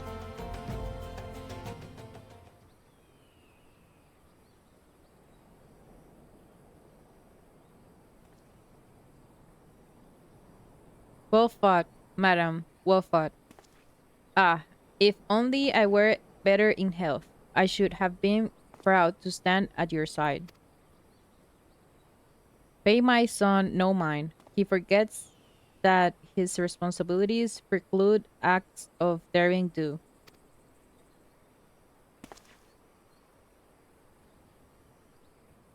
Hmm. Be that as it may, I cannot help but envy you. Had we been able to call upon heroes of your strength and skill in Doma, things would have been very different. But we cannot change the past. Those who fought and fell are forever lost to us. Lost but not forgotten. Lady Yugiri's kingsmen, least of all. They fought fiercest, though they knew full well it was in vain. She had every right to walk away, yet she chose to stay.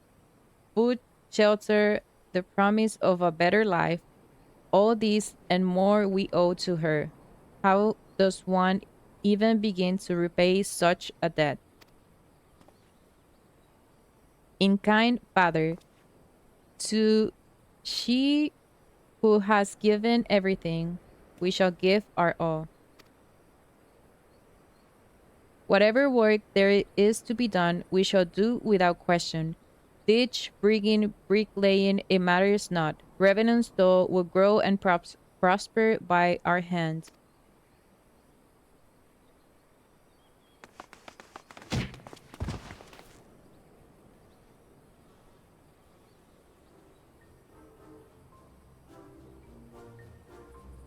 Hey, Miss Chrysio. Goharu and I want to know why you became an adventurer.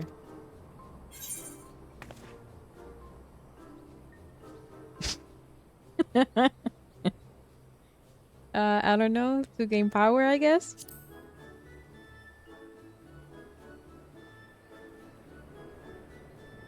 I knew it. So they smacked down the grandpa.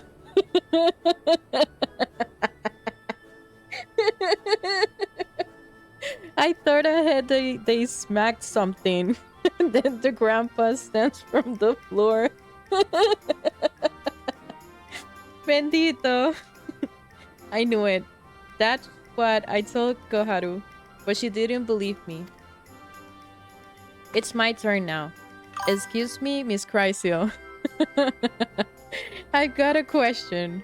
What's Revenant's Stalls like? Is it pretty?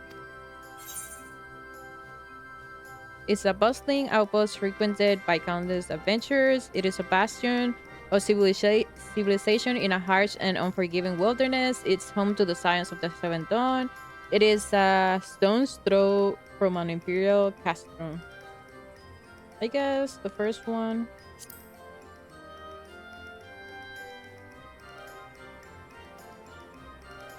You mean there are lots of people there who are just as strong as you?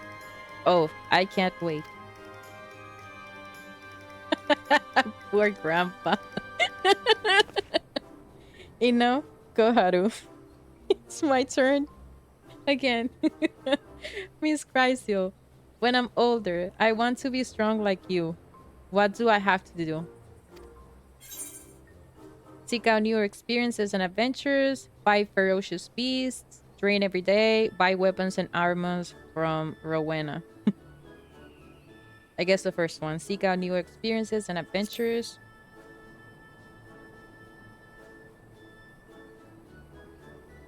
Of course, to be a better adventurer, you need to go adventuring.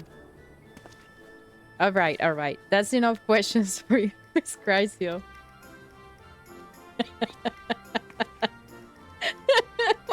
Poor grandpa. Se tuvo que sentar. Le sacaron el aire al don. Oh my god. That's not fair.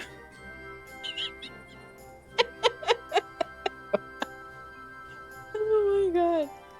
That's not fair. Why does Josan get to ask the questions? I want to know about adventuring just as much as he does. Mira, el abuelo está allí sentado, contemplating his existence. But just one more, please. Do you think I could be an adventurer like you one day?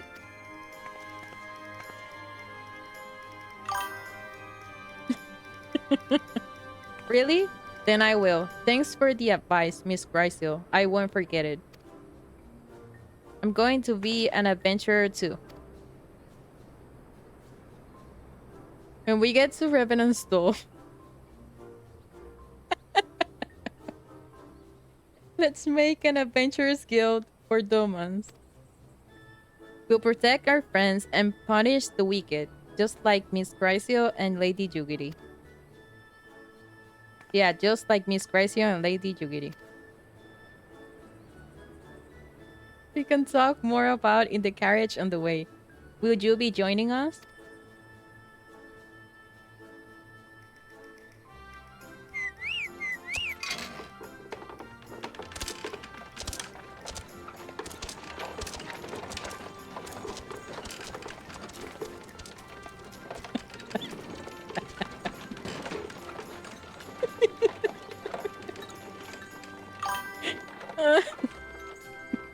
Yeah, está bien.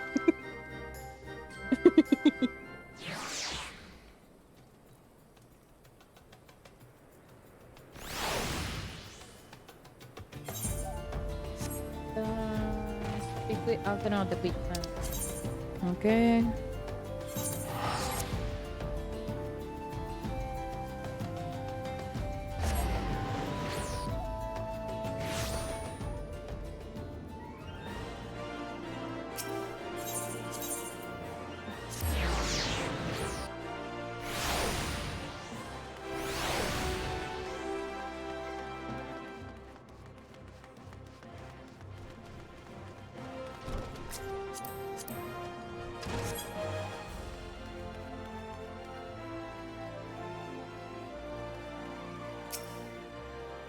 Oh, Chrysio. I take it the first group has arrived?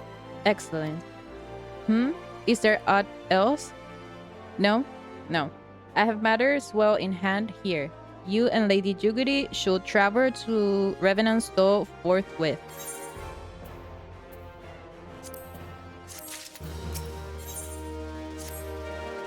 It is past time Lady Juguri met with the guild representatives in Revenant's Door. Since I do not foresee any further matters arising here in Tanalang, which might require your personal attention, I would instead have you serve as an escort to the Doman delegation for the duration of the journey. Speak first with Staffborn. Upon your arrival, he's the one with whom the Domans will be working most closely, I should think. Afterwards, introduce Lady Yugiri to Minfilia and the guild emissary. If both meetings go well, the resulting ties should stand the Domans in good stead for that which is to come. Safe travel, safe travels, Chrysil.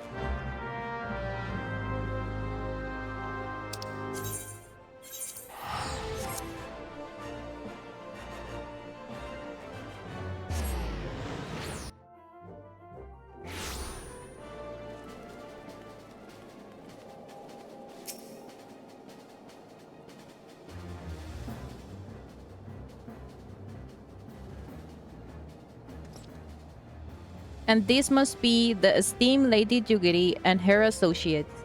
I greet you all as friends, and bid you welcome to the toll. I hope you do not find our dearth of fineries of footing. Poor though we may seem, we have a wealth of spirit and camaraderie to spare. You see, race and greed don't enter into it here. We welcome all sorts, provided they're willing to earn their keep, of course. You're not strangers to hard work, Master Staffborn. You may rest assured that we will carry out your orders with due diligence. Oh, not for a moment did I doubt your commitment, my lady. Pray understand I give the same speech to all new arrivals, and you needn't bow you heard or call me master either. You're both frontier hands as far as I'm concerned.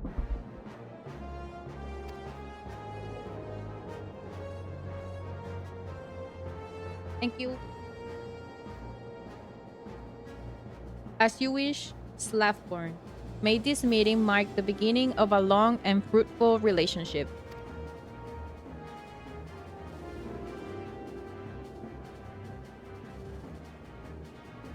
Our guests have yet to meet the antecedent. Seven hells, Brycio, why are you wasting your time with me? See them to the rising stones.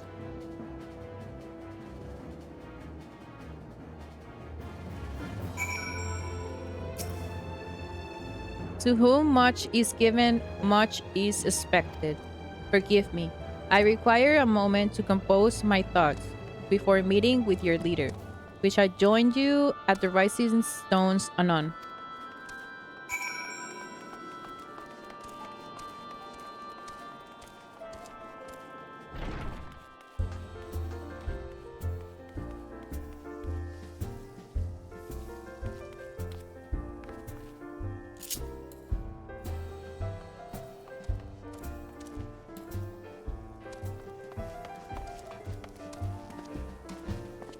Okay, I'm gonna take a little break.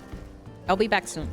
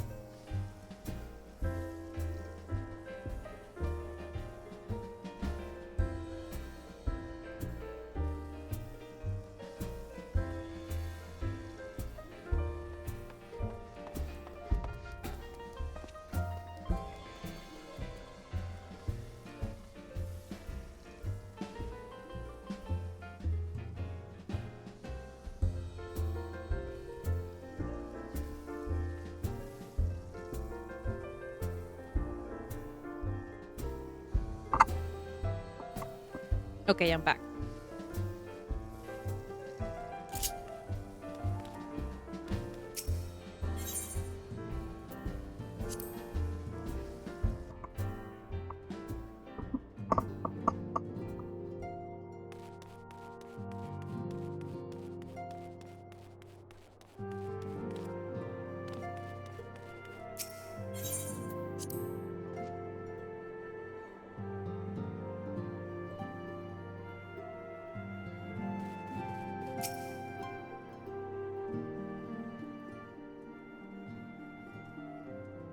It's no use.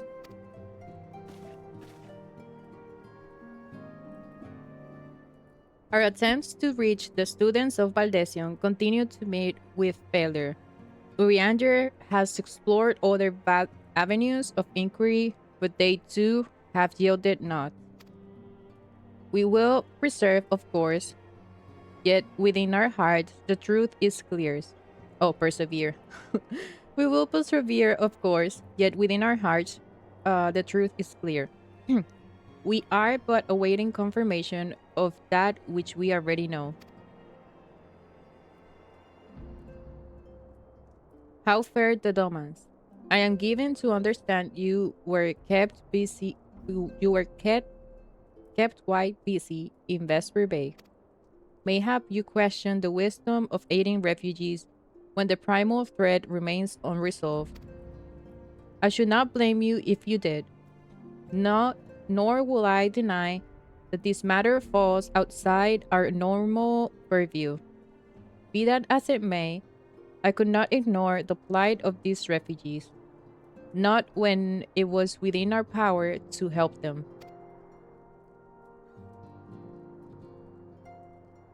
Lady Yugiri is here. Please show her in. I would very much like to meet her.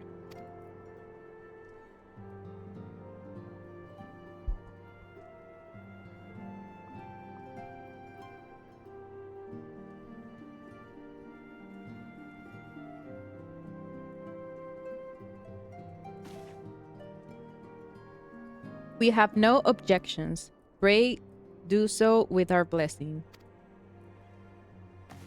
Your answer pleases me beyond words, my lady. But are you quite certain?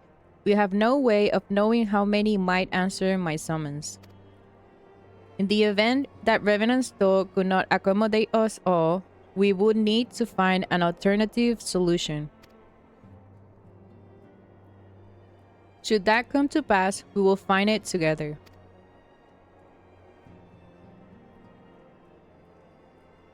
As ever, it has been a pleasure antecedent. Alas, we must take our leave as the fur carriages are due to arrive at any moment. Should you require aught else, pray speak with Slaffburn, Lady Yugiri, Chrysil.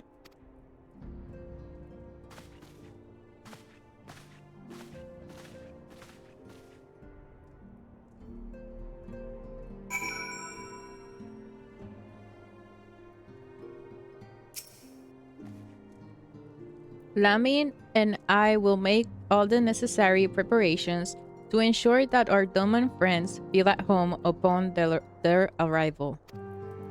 Though I must admit that I am still troubled about the matter of the missing crystals. Istola will be returning anon with a report from a field. Mayhap you could wait here and speak with her upon her arrival.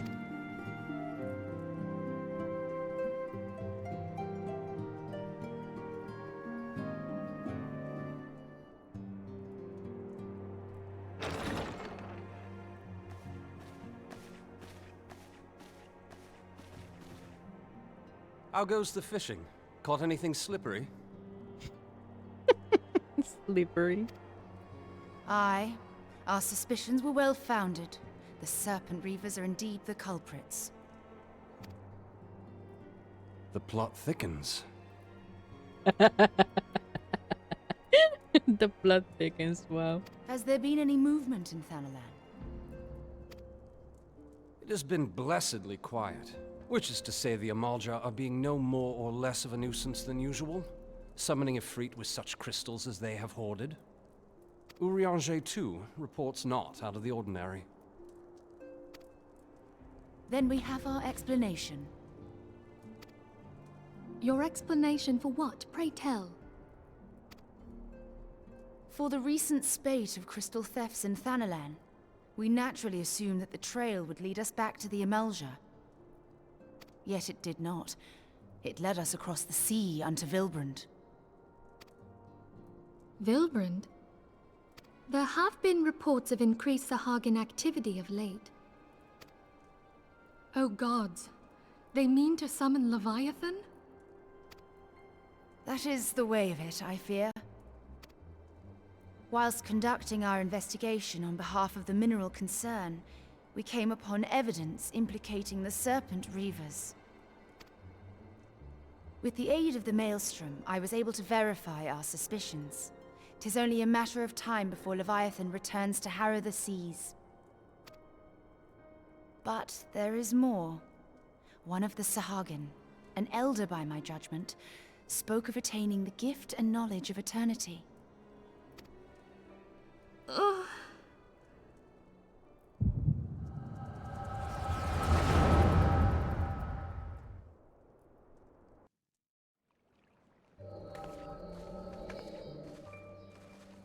Such a disturbance in the ether.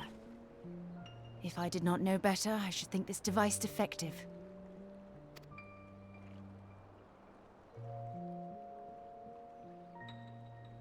And there is the explanation.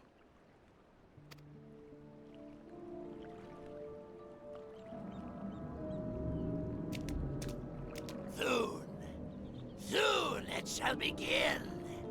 Our Lord shall rise midst surging waves to wash away the finless ones. And I shall be granted the gift and knowledge of eternity, and with the emissary stand equal. Then shall I know no cessation, no oblivion.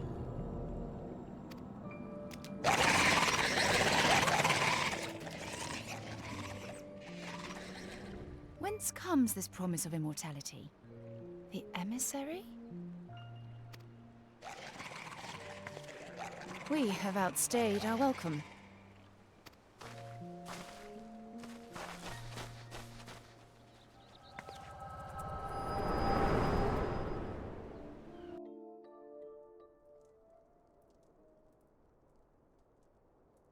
The gift and knowledge.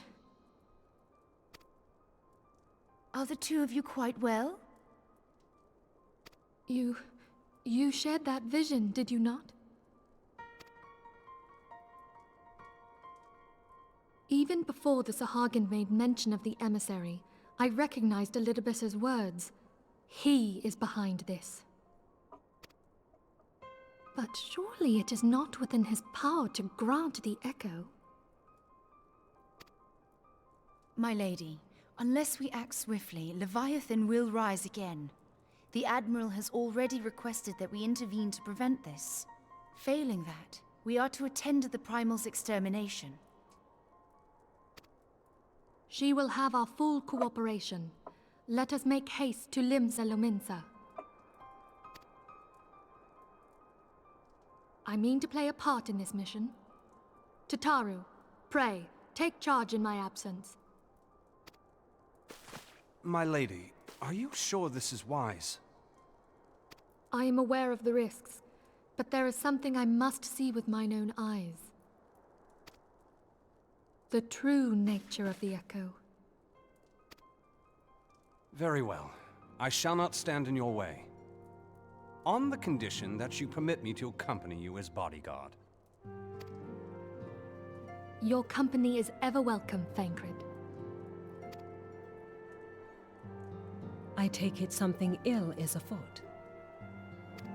Aye, a Primal is about to be loosed upon Eorzea.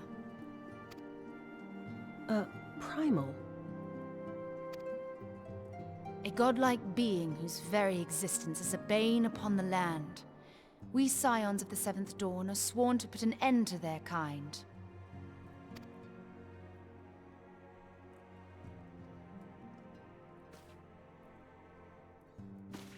I see. Know then that I am learned in the arts of war.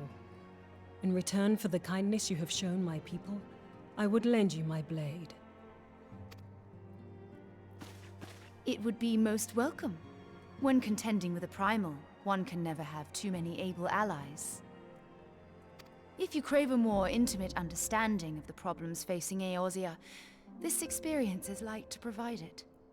Be sure to come well prepared.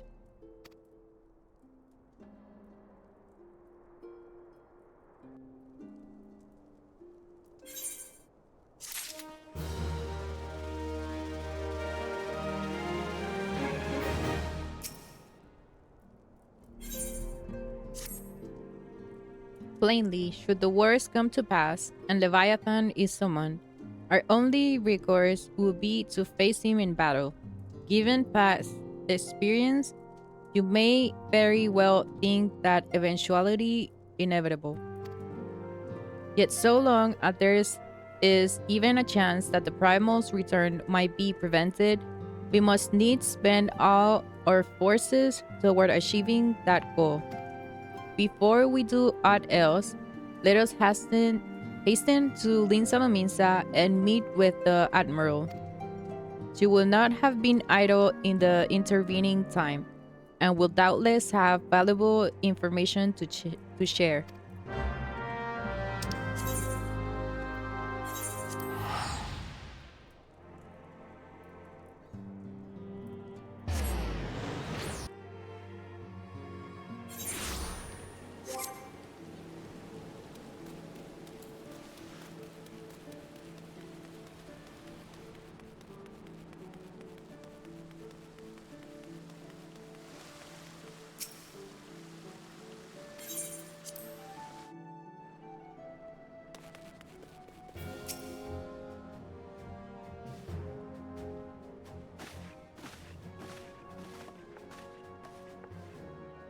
Welcome, friends. I take it Ishtola has appraised you of the situation. Let us waste no time then. According to our best intelligence, the Sahagin have not crystals enough to summon their god. Alas, we did not count on the Serpent Rivers venturing as far as Danalang to supplement their cash. Cash? I don't know. For our sightedness, we are faced with the grim prospect of Leviathan's imminent return. Needless to say, I am not inclined to let the fishbags have their way. Even as we speak, the Maelstrom makes ready to launch a large-scale operations to thwart the summoning, and we will welcome the Scion's support in this endeavor. But if, gods forbid, our efforts should come to naught, I will need to trouble you for more than mere support, much as I did when Titan was walked these lands.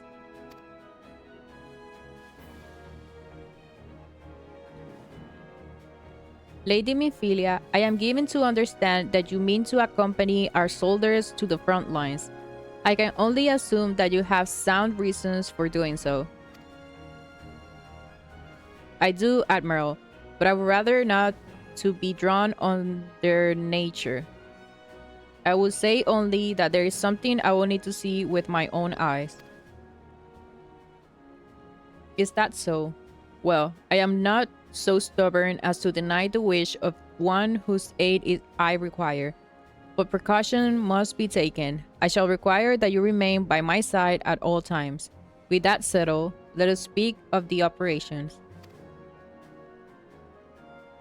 Privately, our escorts are currently reconnoitering Sahagin movements. With the Sapsa spawning grounds, upon completing their mission, they will return to the operation staging point at Camp Skull Valley. I want you to make your way there forthwith, that you might be appraised of the latest intelligence. Commander Falkbrida has charge of the garrison.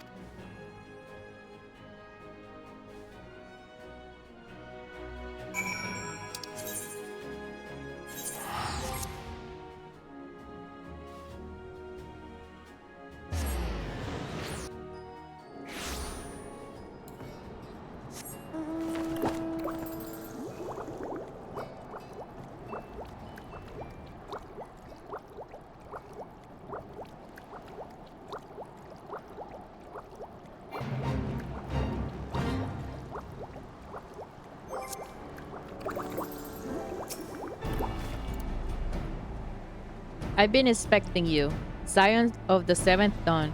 On behalf of the men and women here, I thank you for your cooperation. The safety of our citizens is paramount.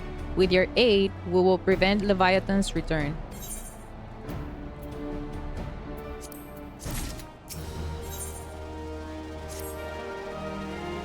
As you may already know, Maelstrom scouts have been dispatched to reconnoiter the Sapsa spawning grounds.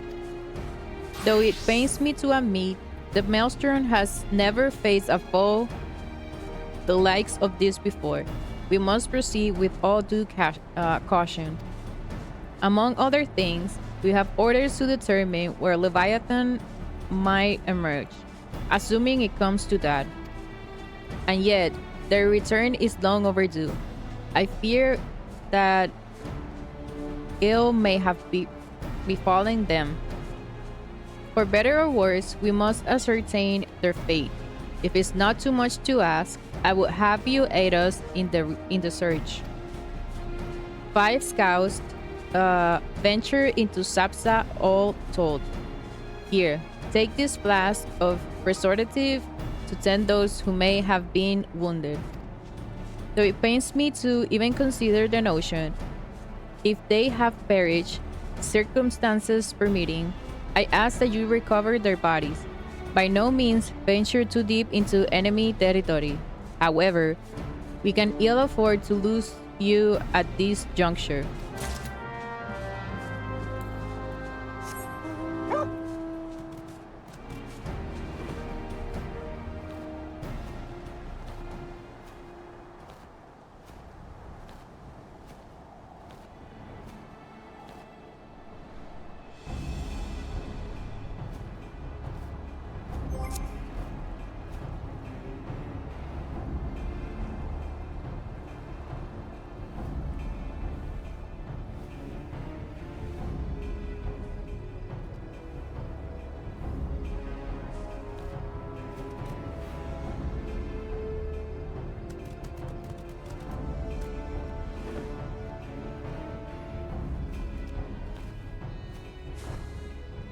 Oh. Help, somebody. Of all the times to forget the restorative.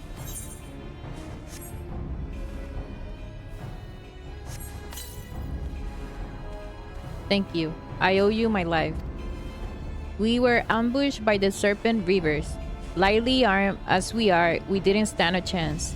I was able to flee this far, but the others were captured. They were taken to the Serpent's tongue. I'm certain of it.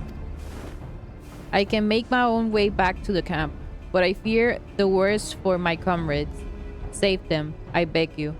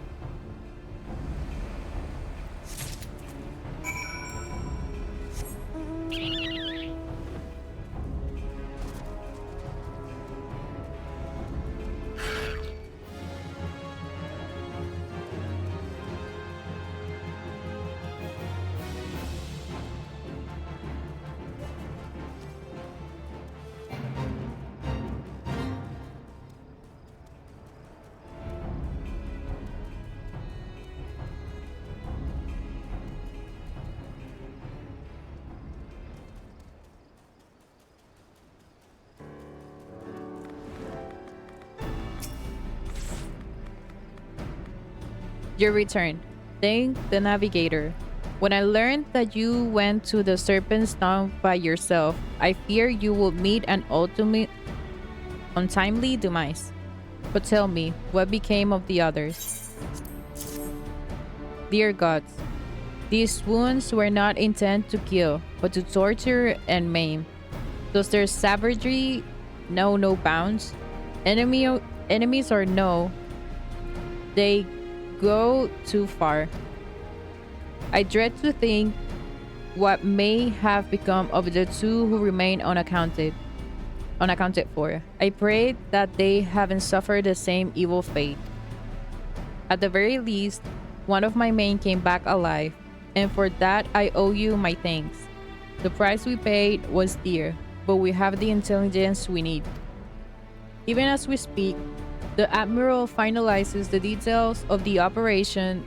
The war horns will sound at any moment now. Be ready to sally forth when they do.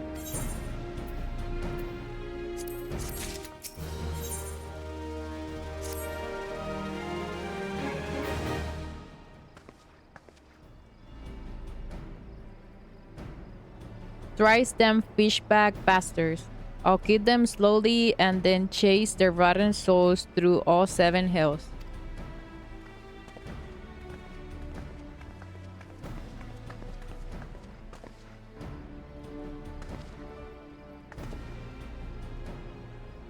Peace, Commander. We are here for a purpose, and vengeance is not it. I want your mind on the task at hand. Savvy? My apologies, Admiral. You may count on me to keep a clear head. Good. According to our sole surviving scout, the Sahagin and their thralls have already begun to amass at the Aetheryte in the depths of Sapsa. If we are to act, it must be now. The men are ready. We but await your orders, Admiral. As predicted, the Sahagin have tightened security in and around the spawning grounds. A frontal assault is like to be met with fierce resistance. Ah, but we are not so artless as that, Commander. We shall divide our forces and strike them hand and fast at key locations. Remember, our ultimate objective is to take the Sapsa Aetheryte and eliminate the Sahagin priest presiding over the summoning. We are not here to kill them all.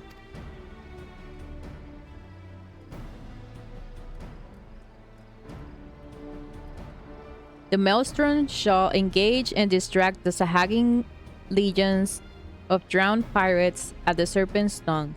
Commander, you have charge over this effort. Be mindful that the lay of the land there is a devilish for attacking forces. Let the foreign levy spearhead the assault, and take subsequent units fan out to cover their flanks. At the self-same moment, a diversionary squadron formed of galleons from the Crimson Fleet shall harry the enemy from offshore. In likewise, we Scions shall form smaller units in hopes of confusing the Sahagin defensive effort. Chrysil and Ishtola, the two of you are to make your way to the site of the summoning ritual. The Admiral's diversion should serve to thin the enemy's defenses, rendering your path less perilous. A small party, I believe, should be able to win through without drawing unwarranted attention.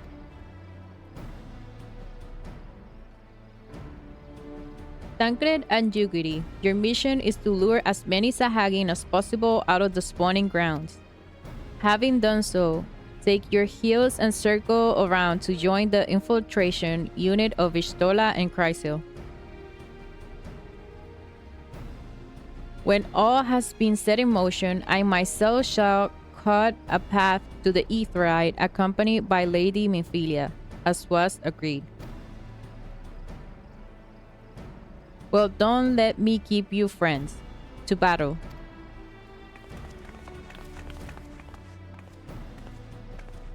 When last did we fight side by side, Chrysil? Too long ago, I warrant. But come, let us away.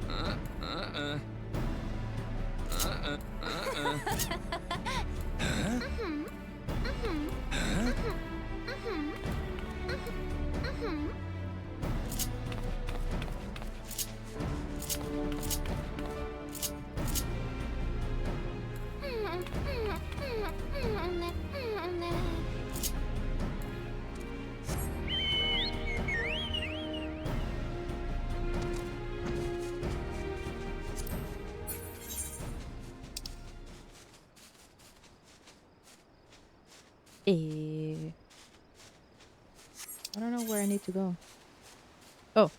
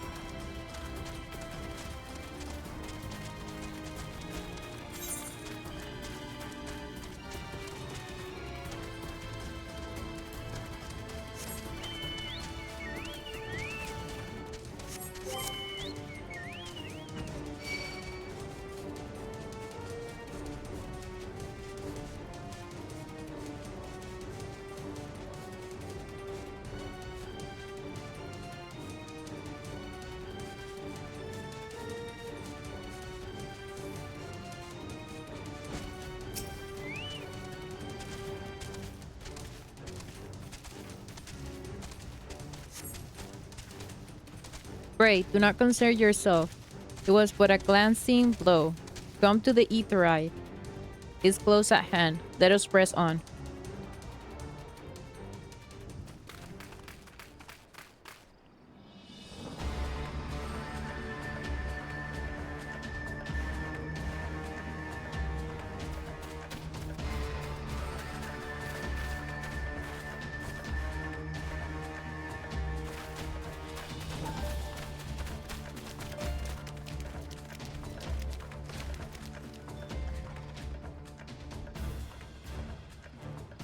Damn them. They have made thralls of soldiers and civilians both.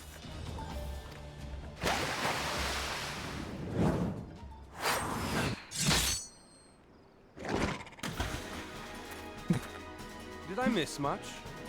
Poor fish.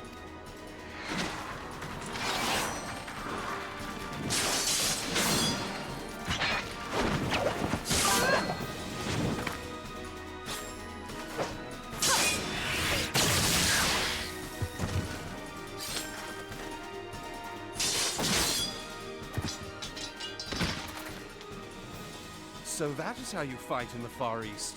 Mental note, pick no quarrel with Domans. But seriously, if I am to keep up, I must needs forsake elegance for efficiency.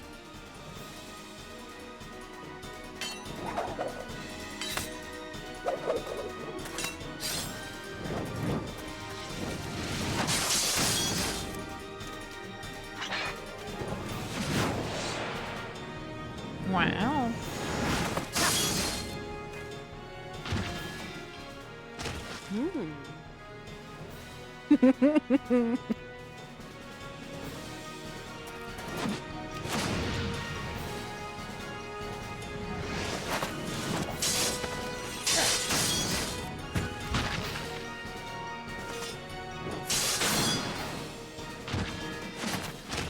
To the Aetheryte!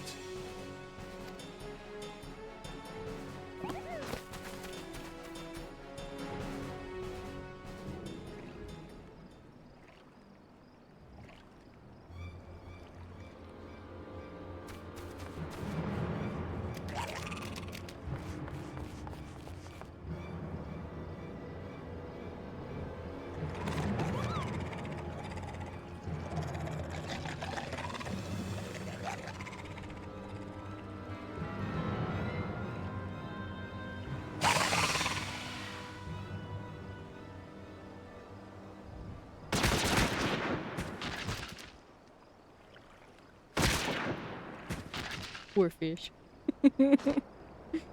You'll forgive me my lateness.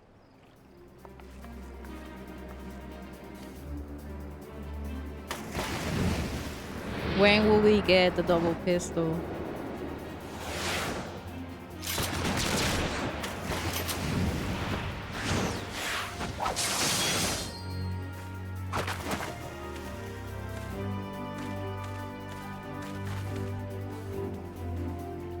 I've been something of a liability of late, I know. 'Tis high time I set about making amends.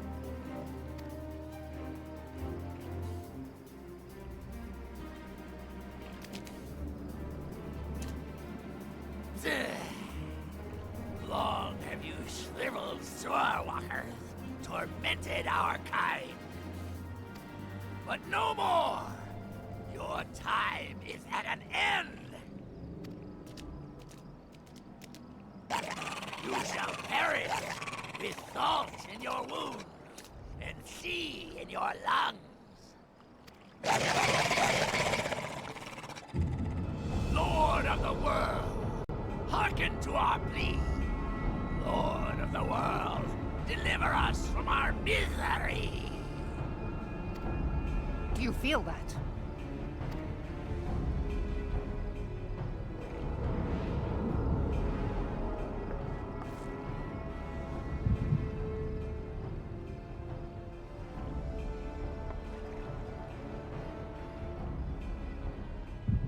I know this sensation. It's the echo. What?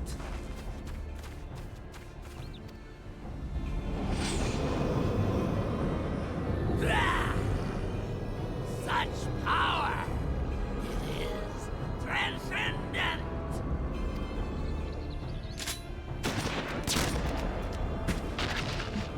Qué violentosa.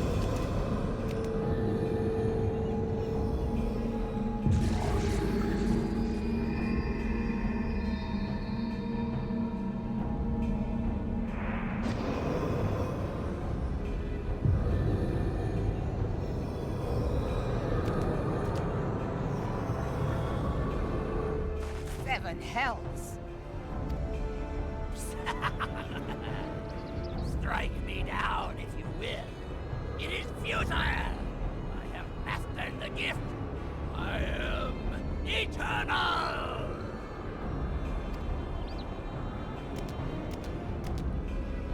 O mighty Leviathan, ruler of the seas, born of waters primordial, I offer unto you this frail flesh, that you might grant your faithful servants deliverance.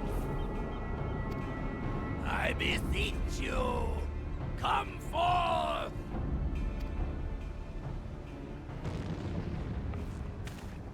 Die! damn you!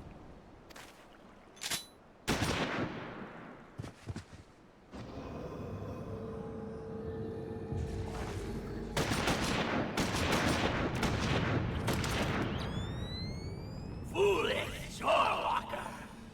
You cannot kill that which is eternal!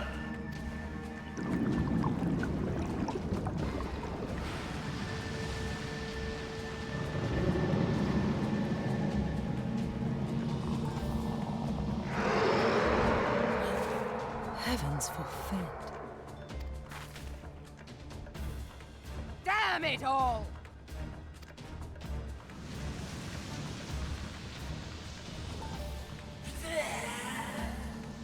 My being ebbs away. It should by right be infinite. Am I not immortal? Curse you, emissary! You promised me everlasting.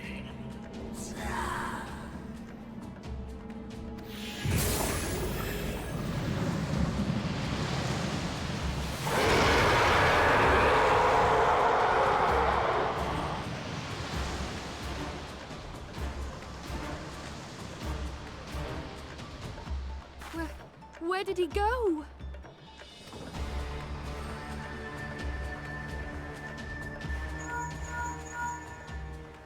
What say you? Nary a single ship? Hells take that sea demon! Gather the survivors and get to shore. Leave the wrecks for the pirates.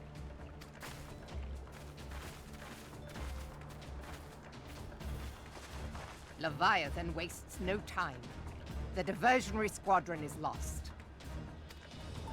For a mercy, 'twould seem the Primal now makes for open sea.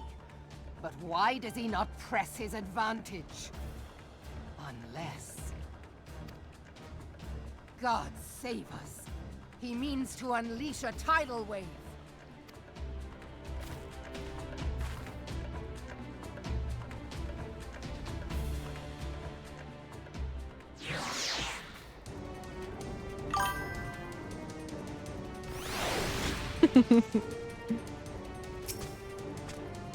Understand, I speak of no normal wall of water. That which Leviathan makes ready to conjure carries more destructive power than aught seen in nature. Enough to raise entire coastal settlements. If his last attempt is any guide, we cannot suffer history to be repeated. Yet how in the seven hells are we to prevent it?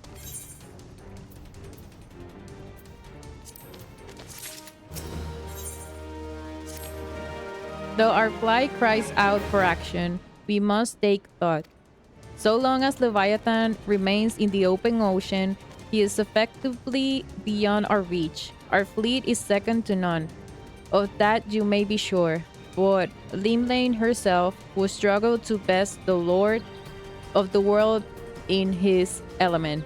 In a straight fight, we will make meat and matchwood for us. We need another plan, that much is plain. Let us return to Linsa and see if we cannot think of one. I shall await you in the command room.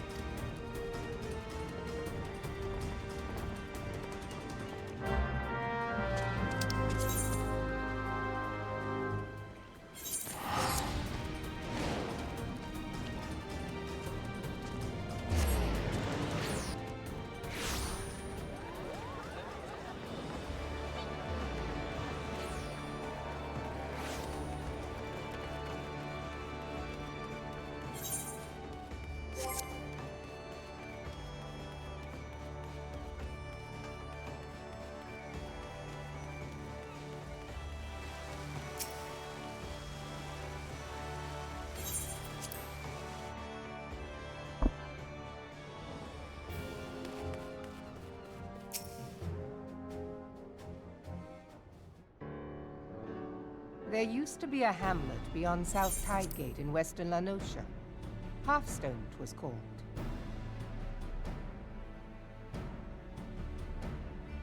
Some years prior to the Maelstrom's founding, Leviathan rose from the briny depths and set about unleashing watery hell upon us. On that occasion, the Company of Heroes put him down before he could do too much damage. But when the bastard came next, this time in the wake of the calamity, we were not so fortunate.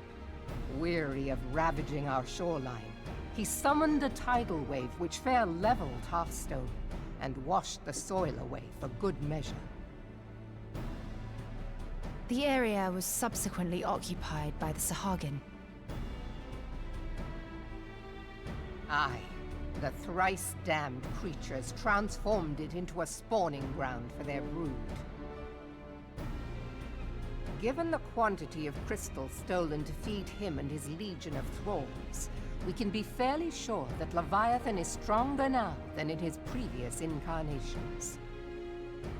If that sea demon is left to wreak havoc, what befell Hearthstone may well befall a larger settlement, even Limsa.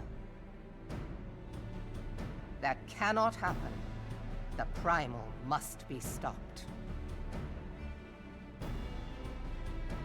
That was ever our objective, Admiral. But how are we to achieve it? The sea is Leviathan's uncontested domain. The ships of the 3rd Squadron could not close to within 100 yards of the Primal, nor could their cannons pierce his defenses.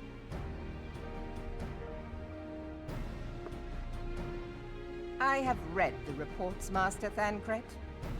Our warships may as well have been bloody pleasure barges for all the good they did.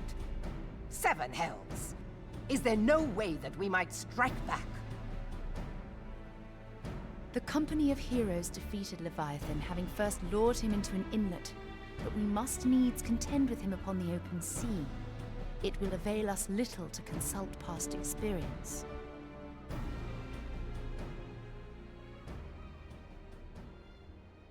Admiral, if I may. Speak freely, Marshal. By all accounts, Leviathan's most formidable weapon is the very sea itself. Waves and whirlpools, tides and currents, all these things are his to command. The key to victory, I believe, lies in disarming our foe. This, in effect, is what the Company of Heroes achieved with their ruse. We cannot lure Leviathan from the sea a second time. But what if we could weaken his hold upon the element of water? I have heard of devices capable of such wonders. They draw upon the power of corrupted crystals, I am told. If mounted upon a ship, such a device might be used to prevent Leviathan from bringing the full force of the sea to bear against us, rendering him no more dangerous than any other sea serpent. Of course! Sid built a similar device to grant the Enterprise safe passage through Garuda's Tempest, did he not? Begging your pardon, my lady, but to give credit where it's due, this is something I heard from an old arcanist friend of mine. It makes little difference who thought of it first, so long as it works. Beg the specifications of this device from your friend, and I shall pass them on to our people at Naldic and Vermelis. But before we proceed any further, I would voice one concern. Piercing Garuda's defenses is one thing. Suppressing Leviathan's attacks, quite another. In matters of science, I am as a babbling babe, but I cannot well imagine that such a feat would be possible without a veritable mountain of corrupted crystals. The question being, do we have a ship big enough to bear such a burden? Mayhap not, Admiral, but two might. Recall you the tale of Mistbeard's greatest haul? It is said that he lashed 2 ships together, side by side, the better to bear his plunder. By your leave, we might attempt to repeat the trick. The gods know it would be quicker than building a new vessel. Mistbeard did this. Truly, Marshal, upon the subject of the Pirate King, you are as a scholar. Now, from what I have gleaned of these matters, the device will need to be in close and constant proximity to the target. To wit, we must lash our twin vessel to Leviathan. This in itself will be no small feat. Ramming speed will be required, but given the weight of the cargo, that will only be attainable with the aid of a towing vessel.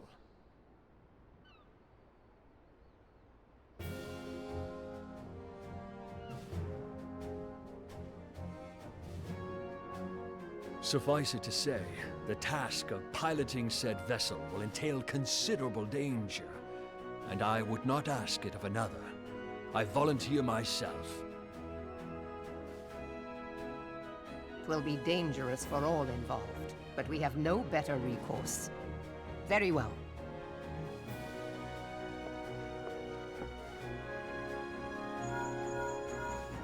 Commodore, assemble the remnants of the fleet at Morabee Bay. Give priority to our soundest vessels. The repairs can wait.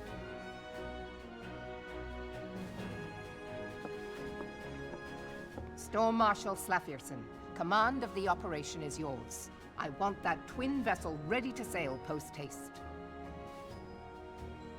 At once, Admiral.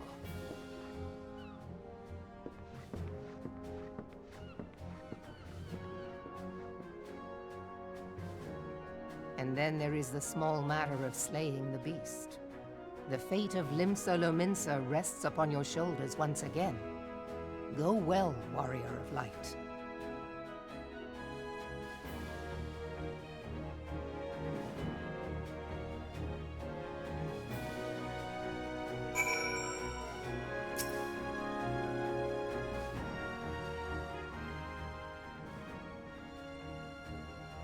Beings held as gods also exist. Oh my god.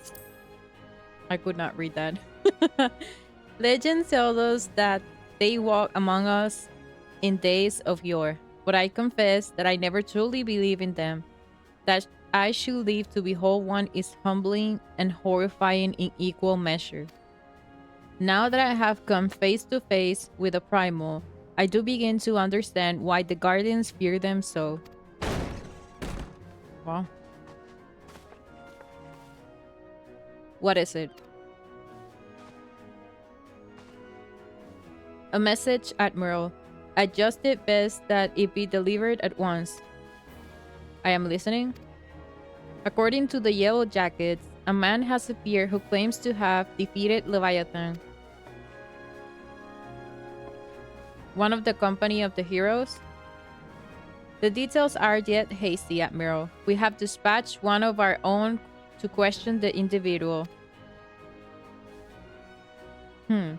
I am disinclined to put any store by this claim, and even should it be true, it is as Ishtola said.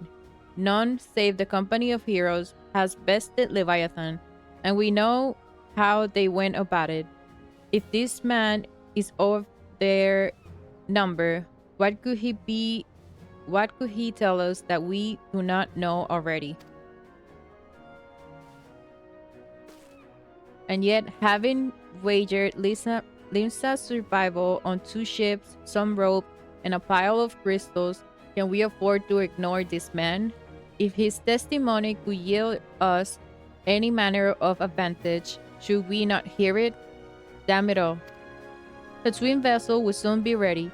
We have no time to wait for the Maelstrom's report on these supposed primal slayers' claim. Chrysil, seek him out and learn what he knows. At the very least, it will spare you the torment of waiting for the reckoning in idleness. The man you're looking for is believed to be a resident of the Great Fleet in Lower Lanosia. The Storm Private sent to question him should already be in the vicinity. May your journey prove fruitful.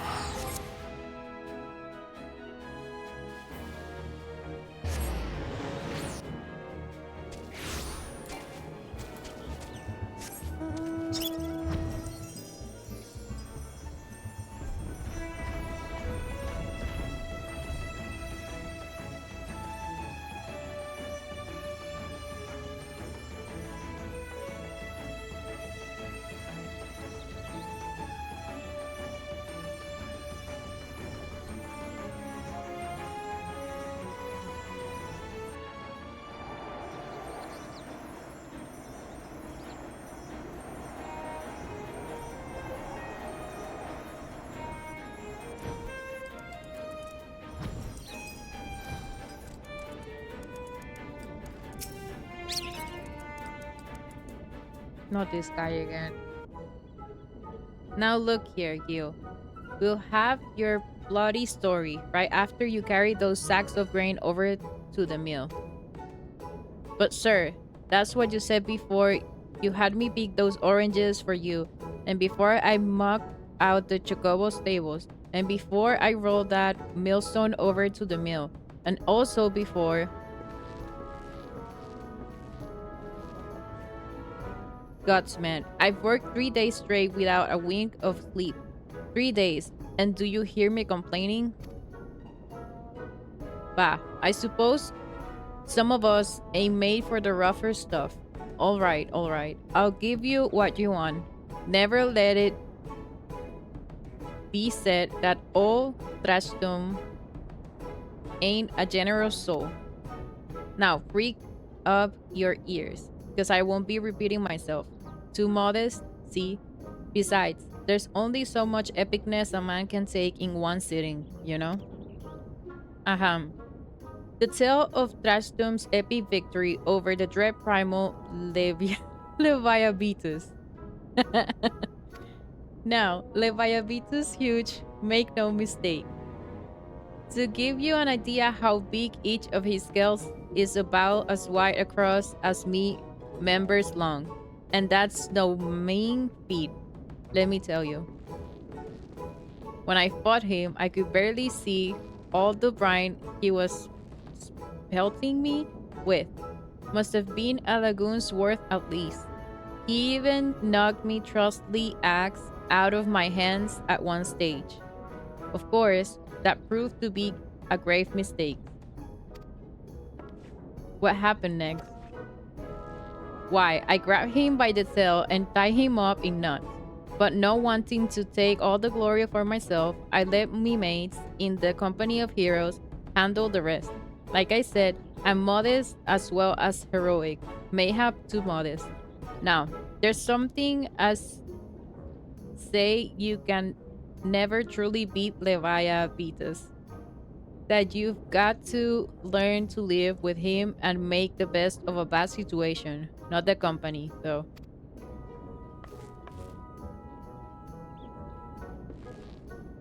It's you? I'm sorry, I didn't mean it. I was just enjoying the attention, it's all. I take back everything I say. I was never part of the company of heroes. I'm no marauder. I'm actually a complete coward. I'm nothing. I'm Chocobo Dung. No, I'm the maggots you find wriggling in a Chocobo Dung. Wow. I have to lie to women to tumble them, and that don't happen much. The member's tiny, it's but me member me member's tiny. It's pathetic. I sure as hell didn't fight with Leviabetus, but I had seen him with me own eyes. It was a fair few years back when I was working as a baker's hand. I was shirking me duties one day, loitering about the harbor when I saw it. A great big massive sea serpent some miles off the coast, with a fleet of galleons making straight for it, cannons firing. I was so bloody scared. I soiled myself right in then and then. What? Oh gods. Just remembering that day made me soil myself all over again. Hey, wait. If you're here asking after Leviabetus, it means you're planning to fight him, aren't you? Well, take care. He really is terrible. Dreadful, I tell you. If you are not careful, you'll end up in his gullet or at the bottom of the sea. Why, you worthless, lying horse son. I can't believe you made me handle Chocobo Dung. Poor guy. Chrysil, this is Minfilia. Were you able to learn aught of use against Leviathan? I beg your pardon? Leviabetus? I see. That is unfortunate. At any rate, I have tidings for you. The twin vessel is now complete. We await you at the Moravi dry docks. Pray make your way here as soon as you're able.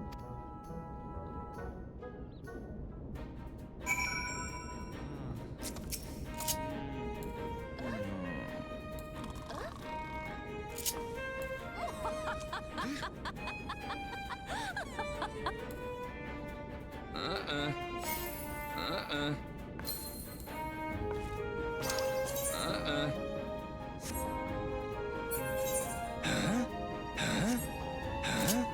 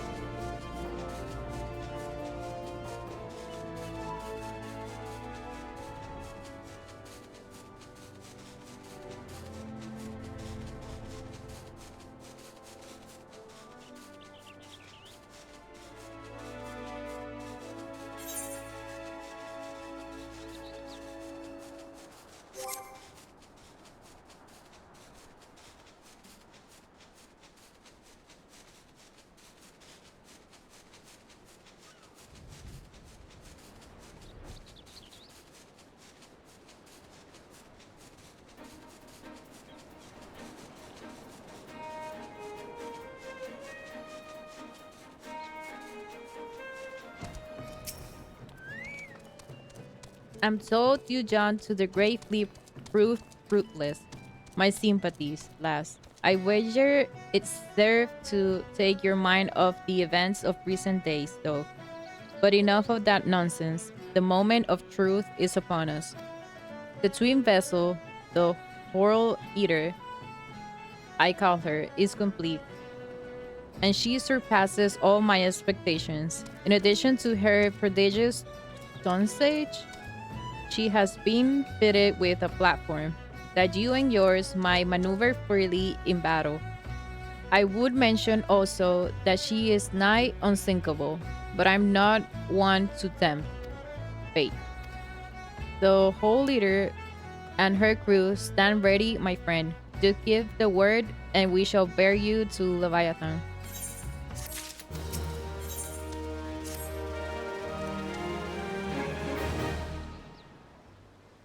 Ah, I know that look. You're ready. Having been constructed in some haste, is it Wall Eater or Hole Eater? I don't know. Wall Eater may not be pretty, but I assure you she's capable. She has been fitted with what our friends at Naldik and Vilmelis are calling an elemental converter. Assuming the thing works, it will use the power of the corrupted crystals on board to rob Leviathan of his hold over water. Depending on how the battle unfolds, you may well need to activate the device manually. Keep that in mind.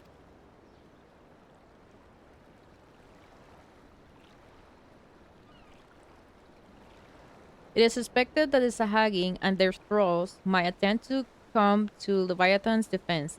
Accordingly, the Maelstrom will once again employ diversions.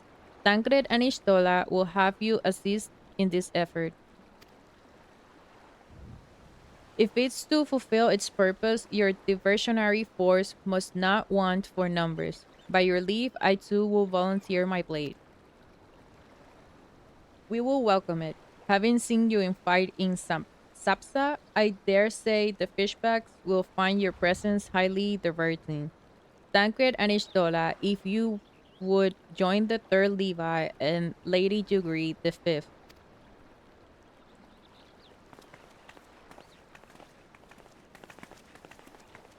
But what worlds have I for the woman who has made a sport of slaying gods?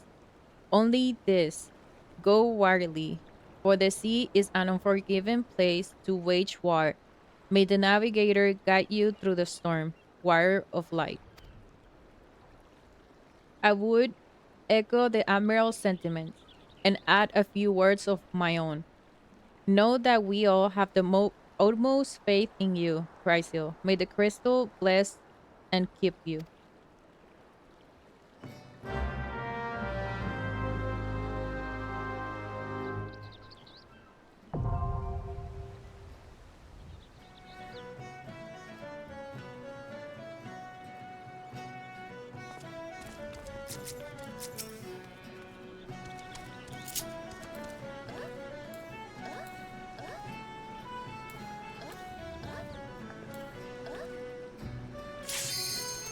Wow.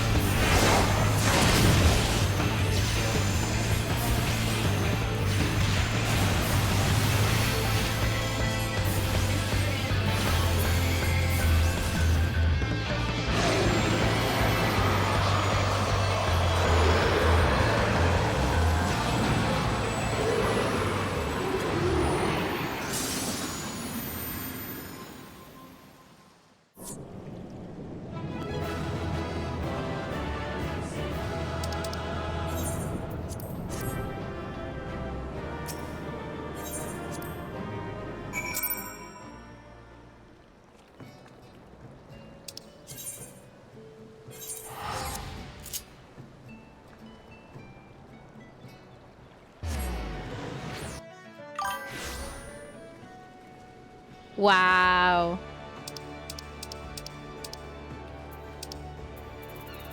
No me dieron ninguno. The shame.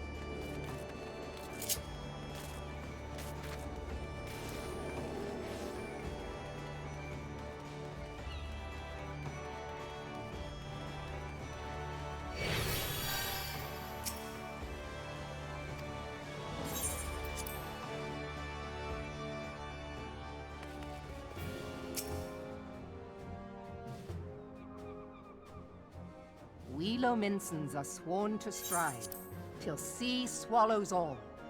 And swallow all it would have, had Leviathan prevailed. That we still strive now, we owe in no small part to you. Not for the first time, you have delivered Limsa Lominsa from the wrath of a primal. Never has our nation known a stouter ally. On behalf of my people, I give you my humblest thanks.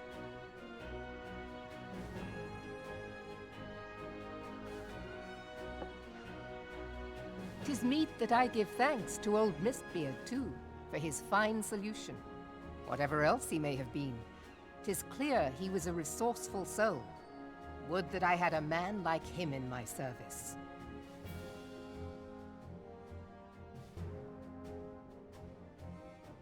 Before I set foot in these lands, I had no inkling that the people of Eorzea contended with such mighty foes. Suffice it to say, their existence came as something of a shock, as did the idea that they could be defeated.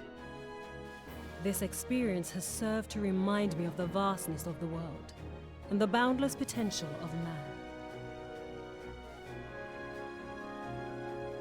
Though I am but a refugee in this realm, I would fain be of use to you in your fight. Know that I am tutored in one of the foremost combat arts of the Far East.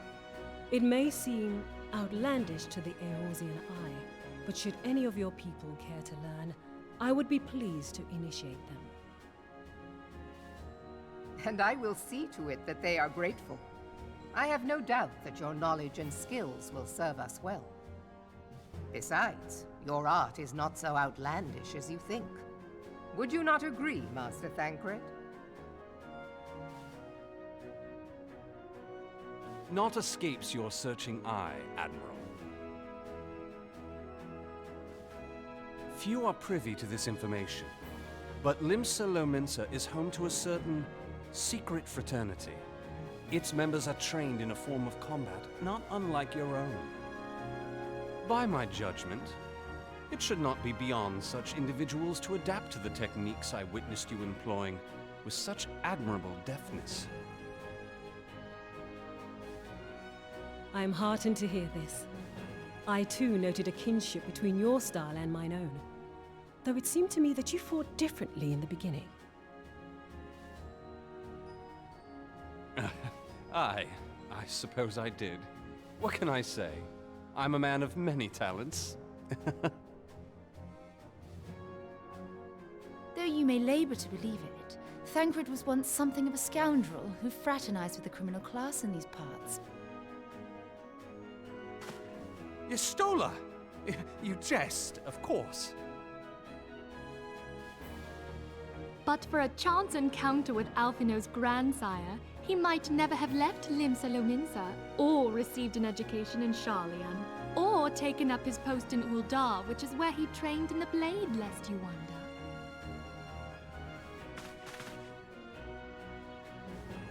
Minfilia, please! It would seem there is more to you than meets the eye, Master Thancred.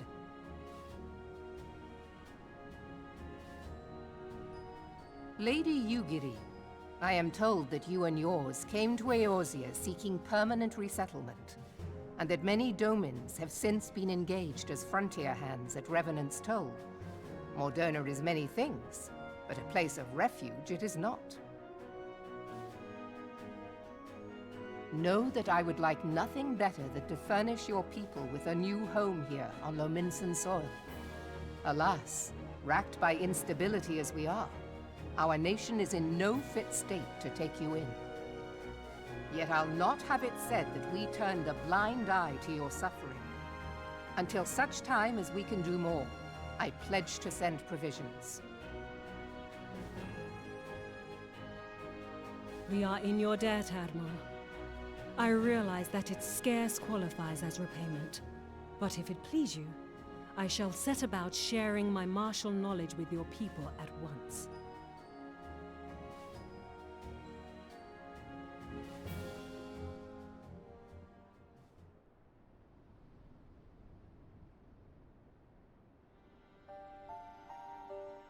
You wished a word in private.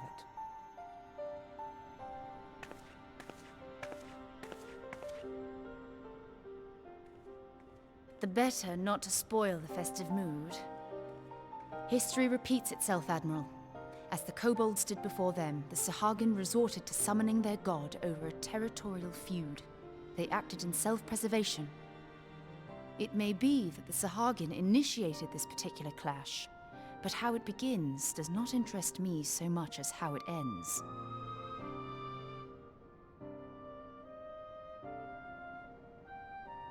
I have not forgotten our conversation, Y'shtola. I am aware that man bears part of the blame for the Primal's existence. Nor am I ignorant of the Sahagin's reason for acting. They sought to secure a place to breed and multiply that their kind might survive. Self-preservation, as you say. But we have as much right to live and thrive as they. If our own survival is threatened, are we to lay down our arms and welcome oblivion? Nay. And so you kill, that you might live. Yet if living is a right, then that right belongs to all peoples, be they men or beastmen.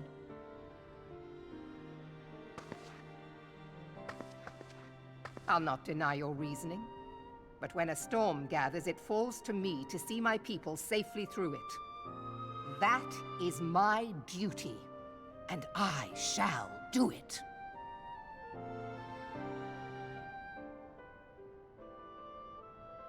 As must we all, Admiral. Stay the course then, but know that it will lead to no good end.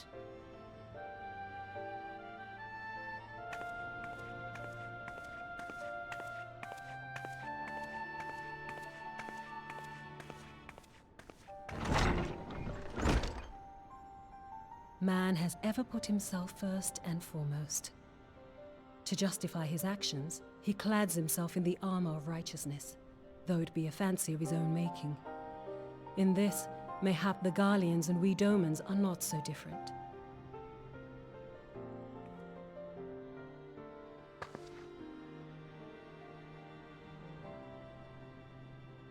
Eorzea has become as a raging sea. If we are to keep our heads above the waves, we cannot scruple to drown the man next to us. When hopes of coexistence founder, strength must determine who has the greater right to live.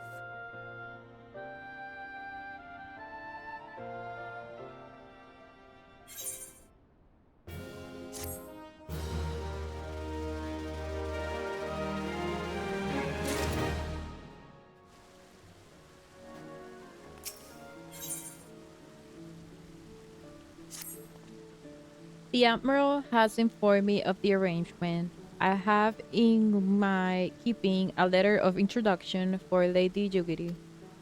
To the south stands a gate leading to a pier for smaller fishing vessels.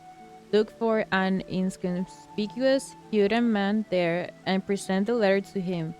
He serves as a gatekeeper of sorts. Now, before you go, I am obliged to remind you that the members of the fraternity to which you will be introduced abide in the shadows of Lominsan society.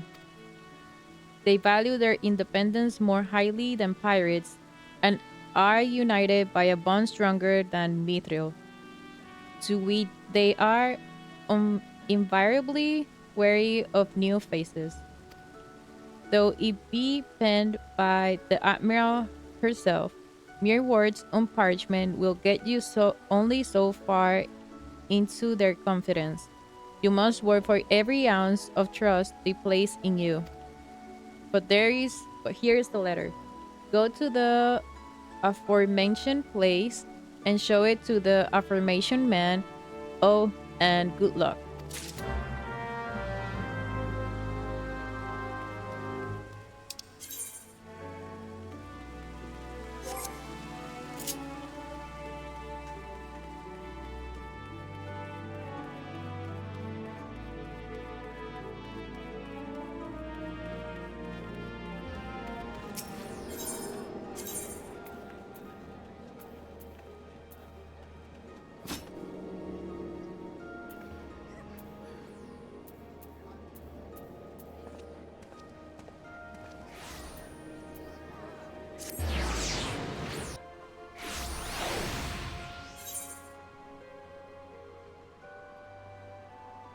Mm.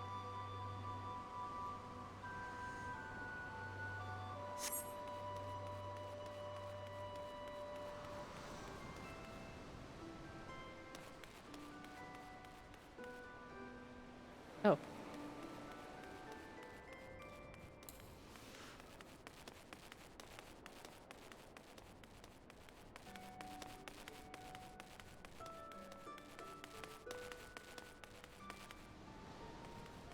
Uh,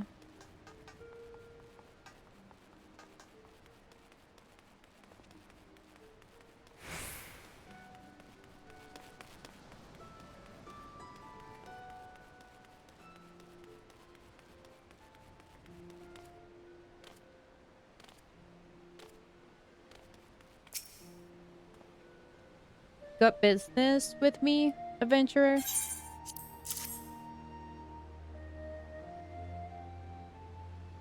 So you're the woman the Admiral sent word of. I was hoping I might catch a glimpse of Tancred too. Been a while since I saw his shite-eating grin. But what with all the dull-eyed wenches about? Oh my god.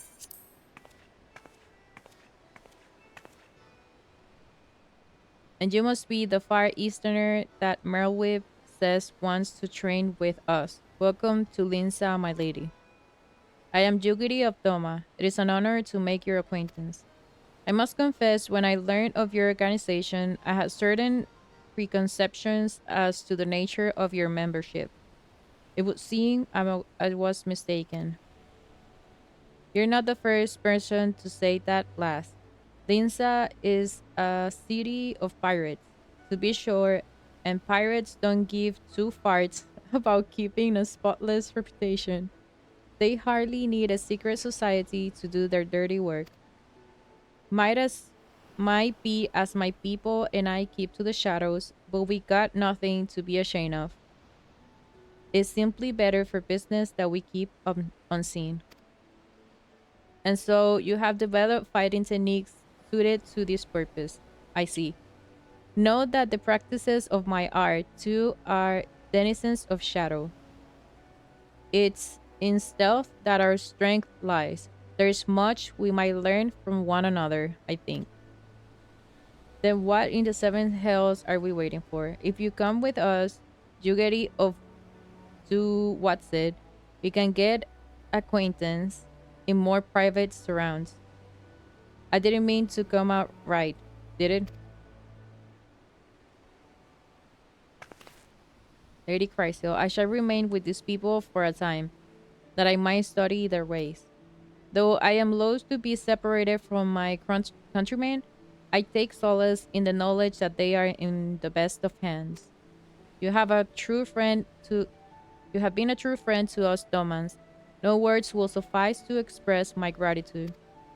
Ere long, I hope to begin imparting my immortal knowledge to the people of Eorzea. When that time comes, it will be my honor to welcome you as a student.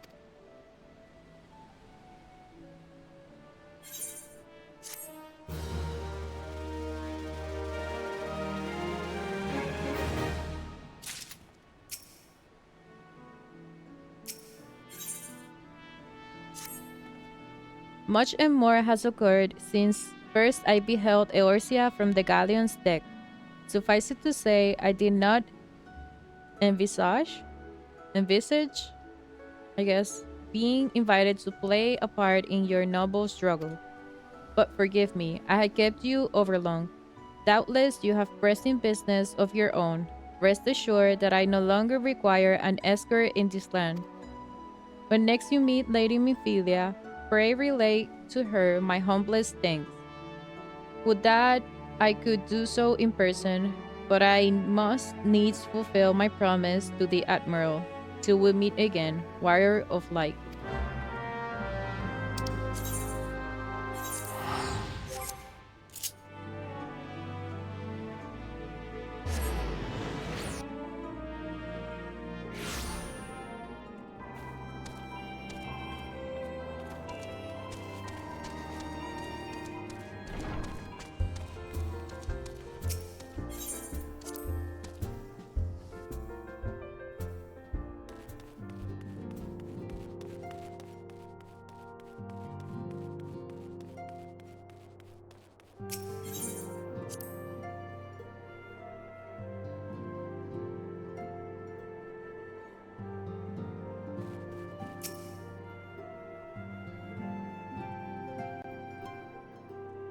I have been reflecting upon the events which took place during our visit to Vilbrand. If you have a moment, I would share my conclusions with you. Please, bear with me. When the Sahagin Elder summoned Leviathan, he employed the power we have come to know as the Echo. Though I cannot well explain the how of it, it would seem he became immortal in so doing. When the Admiral subsequently slew him, his spirit emerged from his lifeless flesh, a consciousness shorn of physical form. Thus transfigured, he took up residence in the body of his minion with the ease of a man donning a favorite glove. Long have I known that the Echo allows one to pass through the walls of a man's soul. But never did I imagine that it could free us from our own flesh, nor less that our souls could then occupy the next corporeal vessel to take our fancy. It was of this that Elidibus spoke, an existence which knows neither cessation nor oblivion. And yet, though the Sahagin had mastered his gift and thereby become immortal, he was by no means invulnerable. As we both bore witness, he was ultimately absorbed into Leviathan. And the import of this observation? If the Ascians' mode of existence is indeed the same, it can be inferred that they too are not invulnerable, that they can be destroyed. There exists a legend which tells of souls who are reborn upon the cusp of each umbral calamity, that they might stay the encroaching darkness. To most, it is but a fairy tale, yet recent events have given me cause to wonder. Could the legend in fact refer to the Echo? Much and more yet remains unknown, but I am confident that all will become clear in time. For the present, however, what matters is that the key to defeating the Ascians may at last be within sight. With Urianger's aid, it is my hope that I shall fathom this matter ere long.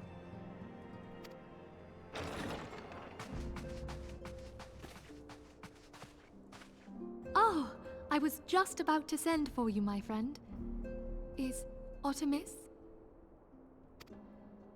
Grave tidings from the Sharlayan motherland, my lady. It doth concern our distant allies, the students of Baldessian. What of them? My lady, the Isle of Val, which for many years hath been the Order's home, is no more. No more? Whatever do you mean? I relate only that which hath been conveyed unto me by our agents. An etheric wave of the highest magnitude was recorded in the region. Soon thereafter, 'twas observed that the isle had ceased to be. 'Tis postulated that a magic was evoked, like in power to Ultima. 12 preserve.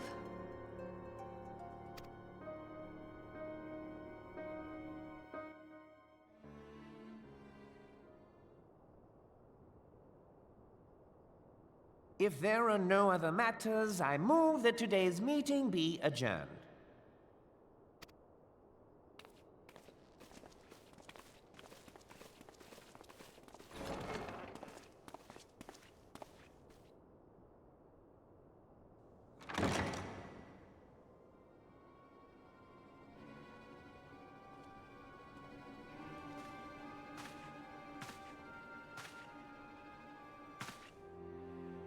It is done, my lord.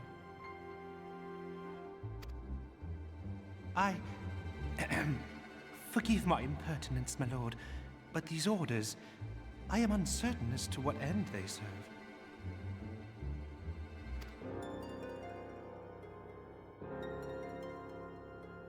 Revolution.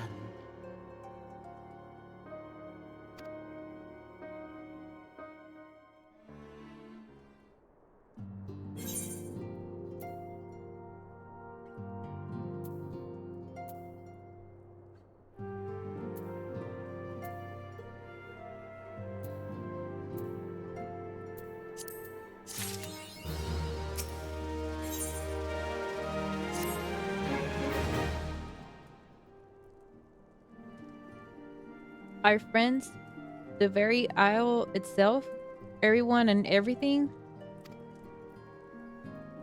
No. No, it avails us not to speculate. Urianger will send word if there are any developments. Until such time as he does, we must remain firmly focused on what wish is within our power to change. With that in mind, I will speak of a different matter, one closer to home.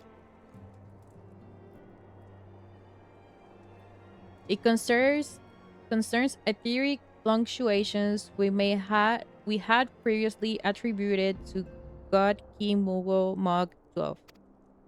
That the king is no more, a blessing for which we have you to thank. Yet all is not well in the 12th wood. Our latest readings reveal an ongoing etheric disturbance of considerable magnitude.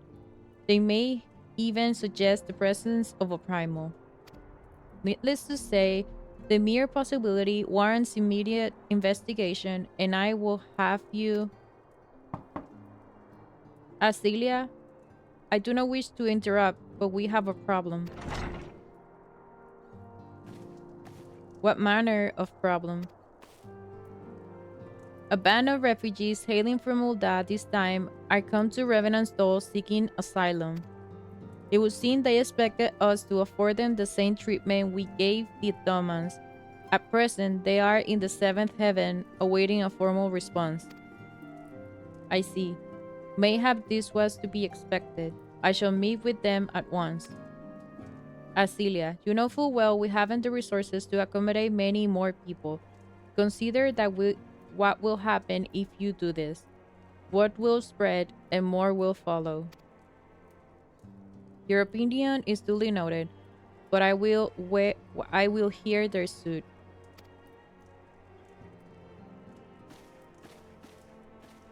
Brysil, I should be grateful for your presence at this meeting.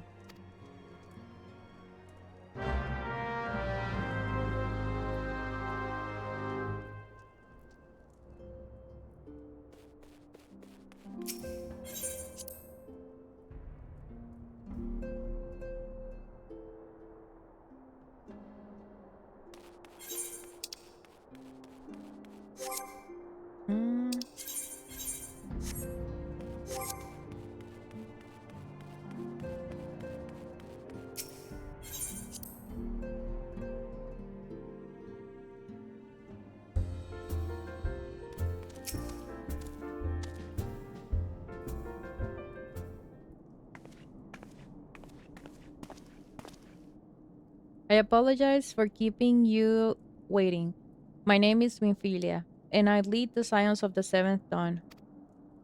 12 be praised. It is you. We're ready and willing to work, same as the Domans. Just give us a task and we'll see it done. Pray calm yourselves. I appreciate your enthusiasm, but I know not of your situation. I beg your pardon, antecedent. I ain't so good with words. We've been living up the scraps of Ul'dah for years now, trying to piece together a life to replace the one what God took. They say there's work, but there's not for an honest man. Not as would sully his soul sooner than his palms any road. The flames do what they can for us, of course, but that ain't near enough. And it's only getting worse. When the calamity brought us to our knees, those rich bastards in the city didn't help us up. They climbed on our backs. I don't pretend to be clever, but even I can see what's coming. I knew we had to run. The only question was where and when, and then it came to me, Revenant Stoll. I mean, you took them foreigners in, didn't you? So you surely do the same for us. I fear the situation is rather more complicated. While it's true that we accepted the Doman's petition for aid, that decision was the product of extraordinary circumstances. I sympathize deeply with your plight, but I pray understand that this is not possible for an organization of our means to aid all who have been affected by that calamity. And so it's with grave regret that I must deny your request. But we have nowhere else to go. You're turning your back on us. If I might have a word. Tataru, is aught amiss? Ill tidings from Ul'dah, my lady. Alfinod has been wounded. What? How? Is it serious? I cannot say for certain, but I fear it might be. According to the flames, the refugees started a riot. They went wild, apparently lashing out at any and everyone. That can't be right. Why would they? They must have been provoked. The demonstration was meant to be peaceful. Seven hells. Now the Blades have an excuse. They'll round us up and kill anyone who tries to resist. Antecedent, please. If you won't help us build a new life, at least help us keep the ones we've got. My lady. We're not the ones to stand idly and watch innocents suffer. However, until we know more of the circumstances surrounding this riot, I am not certain that aid, if any, we can provide. What aid, if any, we can provide.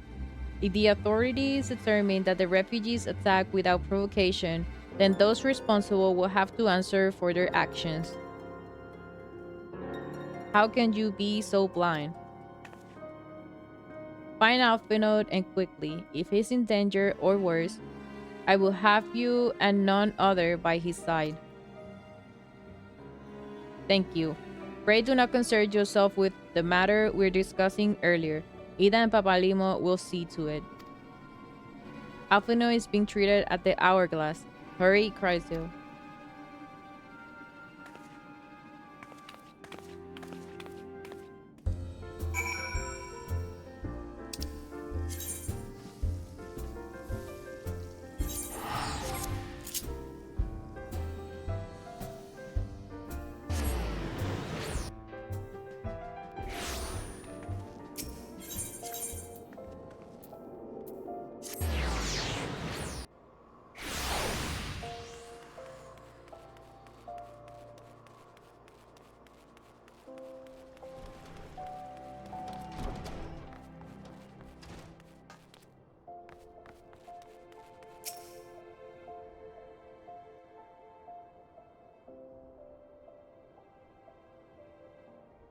Come, you must have gathered by now that Tataru is given to exaggeration.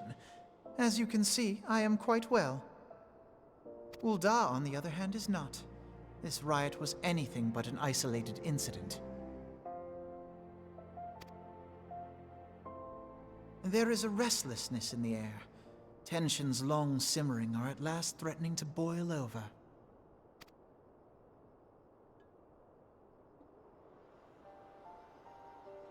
Ul'dah is a nation infamous for the great disparity between the wealthy and the poor. The majority of the populace accepts this state of affairs because they believe that every man bears responsibility for his own lot in life.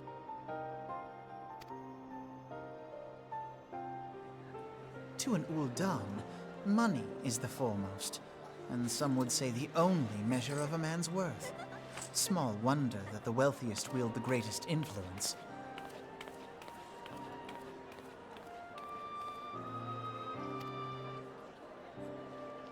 So where do the refugees fit into this social hierarchy? What place is there for those who fled Alamigo and the destruction of the Calamity? Plainly, there is none. They have no wealth, no power, and no worth. To the Ul'dan way of thinking, they may as well not exist.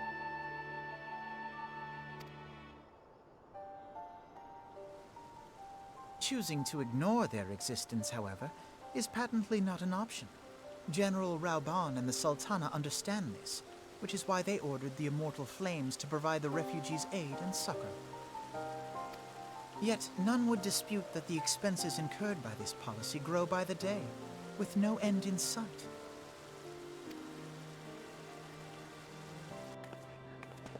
This has prompted more and more Uldans to question their obligation to aid these worthless wanderers. While more and more refugees have come to resent their treatment at the hands of the sneering citizenry.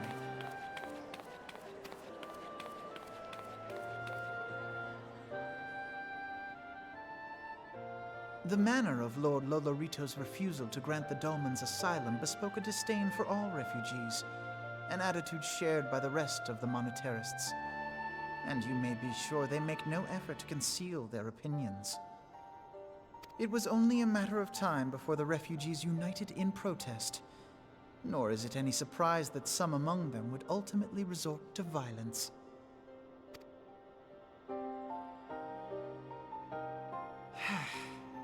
That the Immortal Flames should choose this of all occasions to engage in joint training exercises with the other Grand Companies.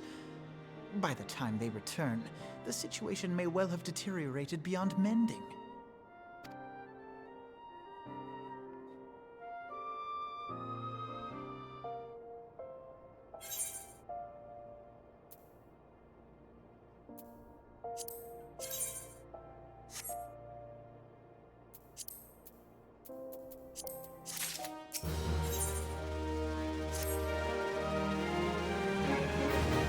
As I told you before, it was all but inevitable that an incident of this kind will eventually occur given the rising tensions with the Sultanate. Nevertheless, I have reason to believe that this particular riot may not have begun spontaneously. I have piqued your curiosity. Good. Then you will accompany me to the Hall of Flames. I will hear that General Rauban has to say upon the matter.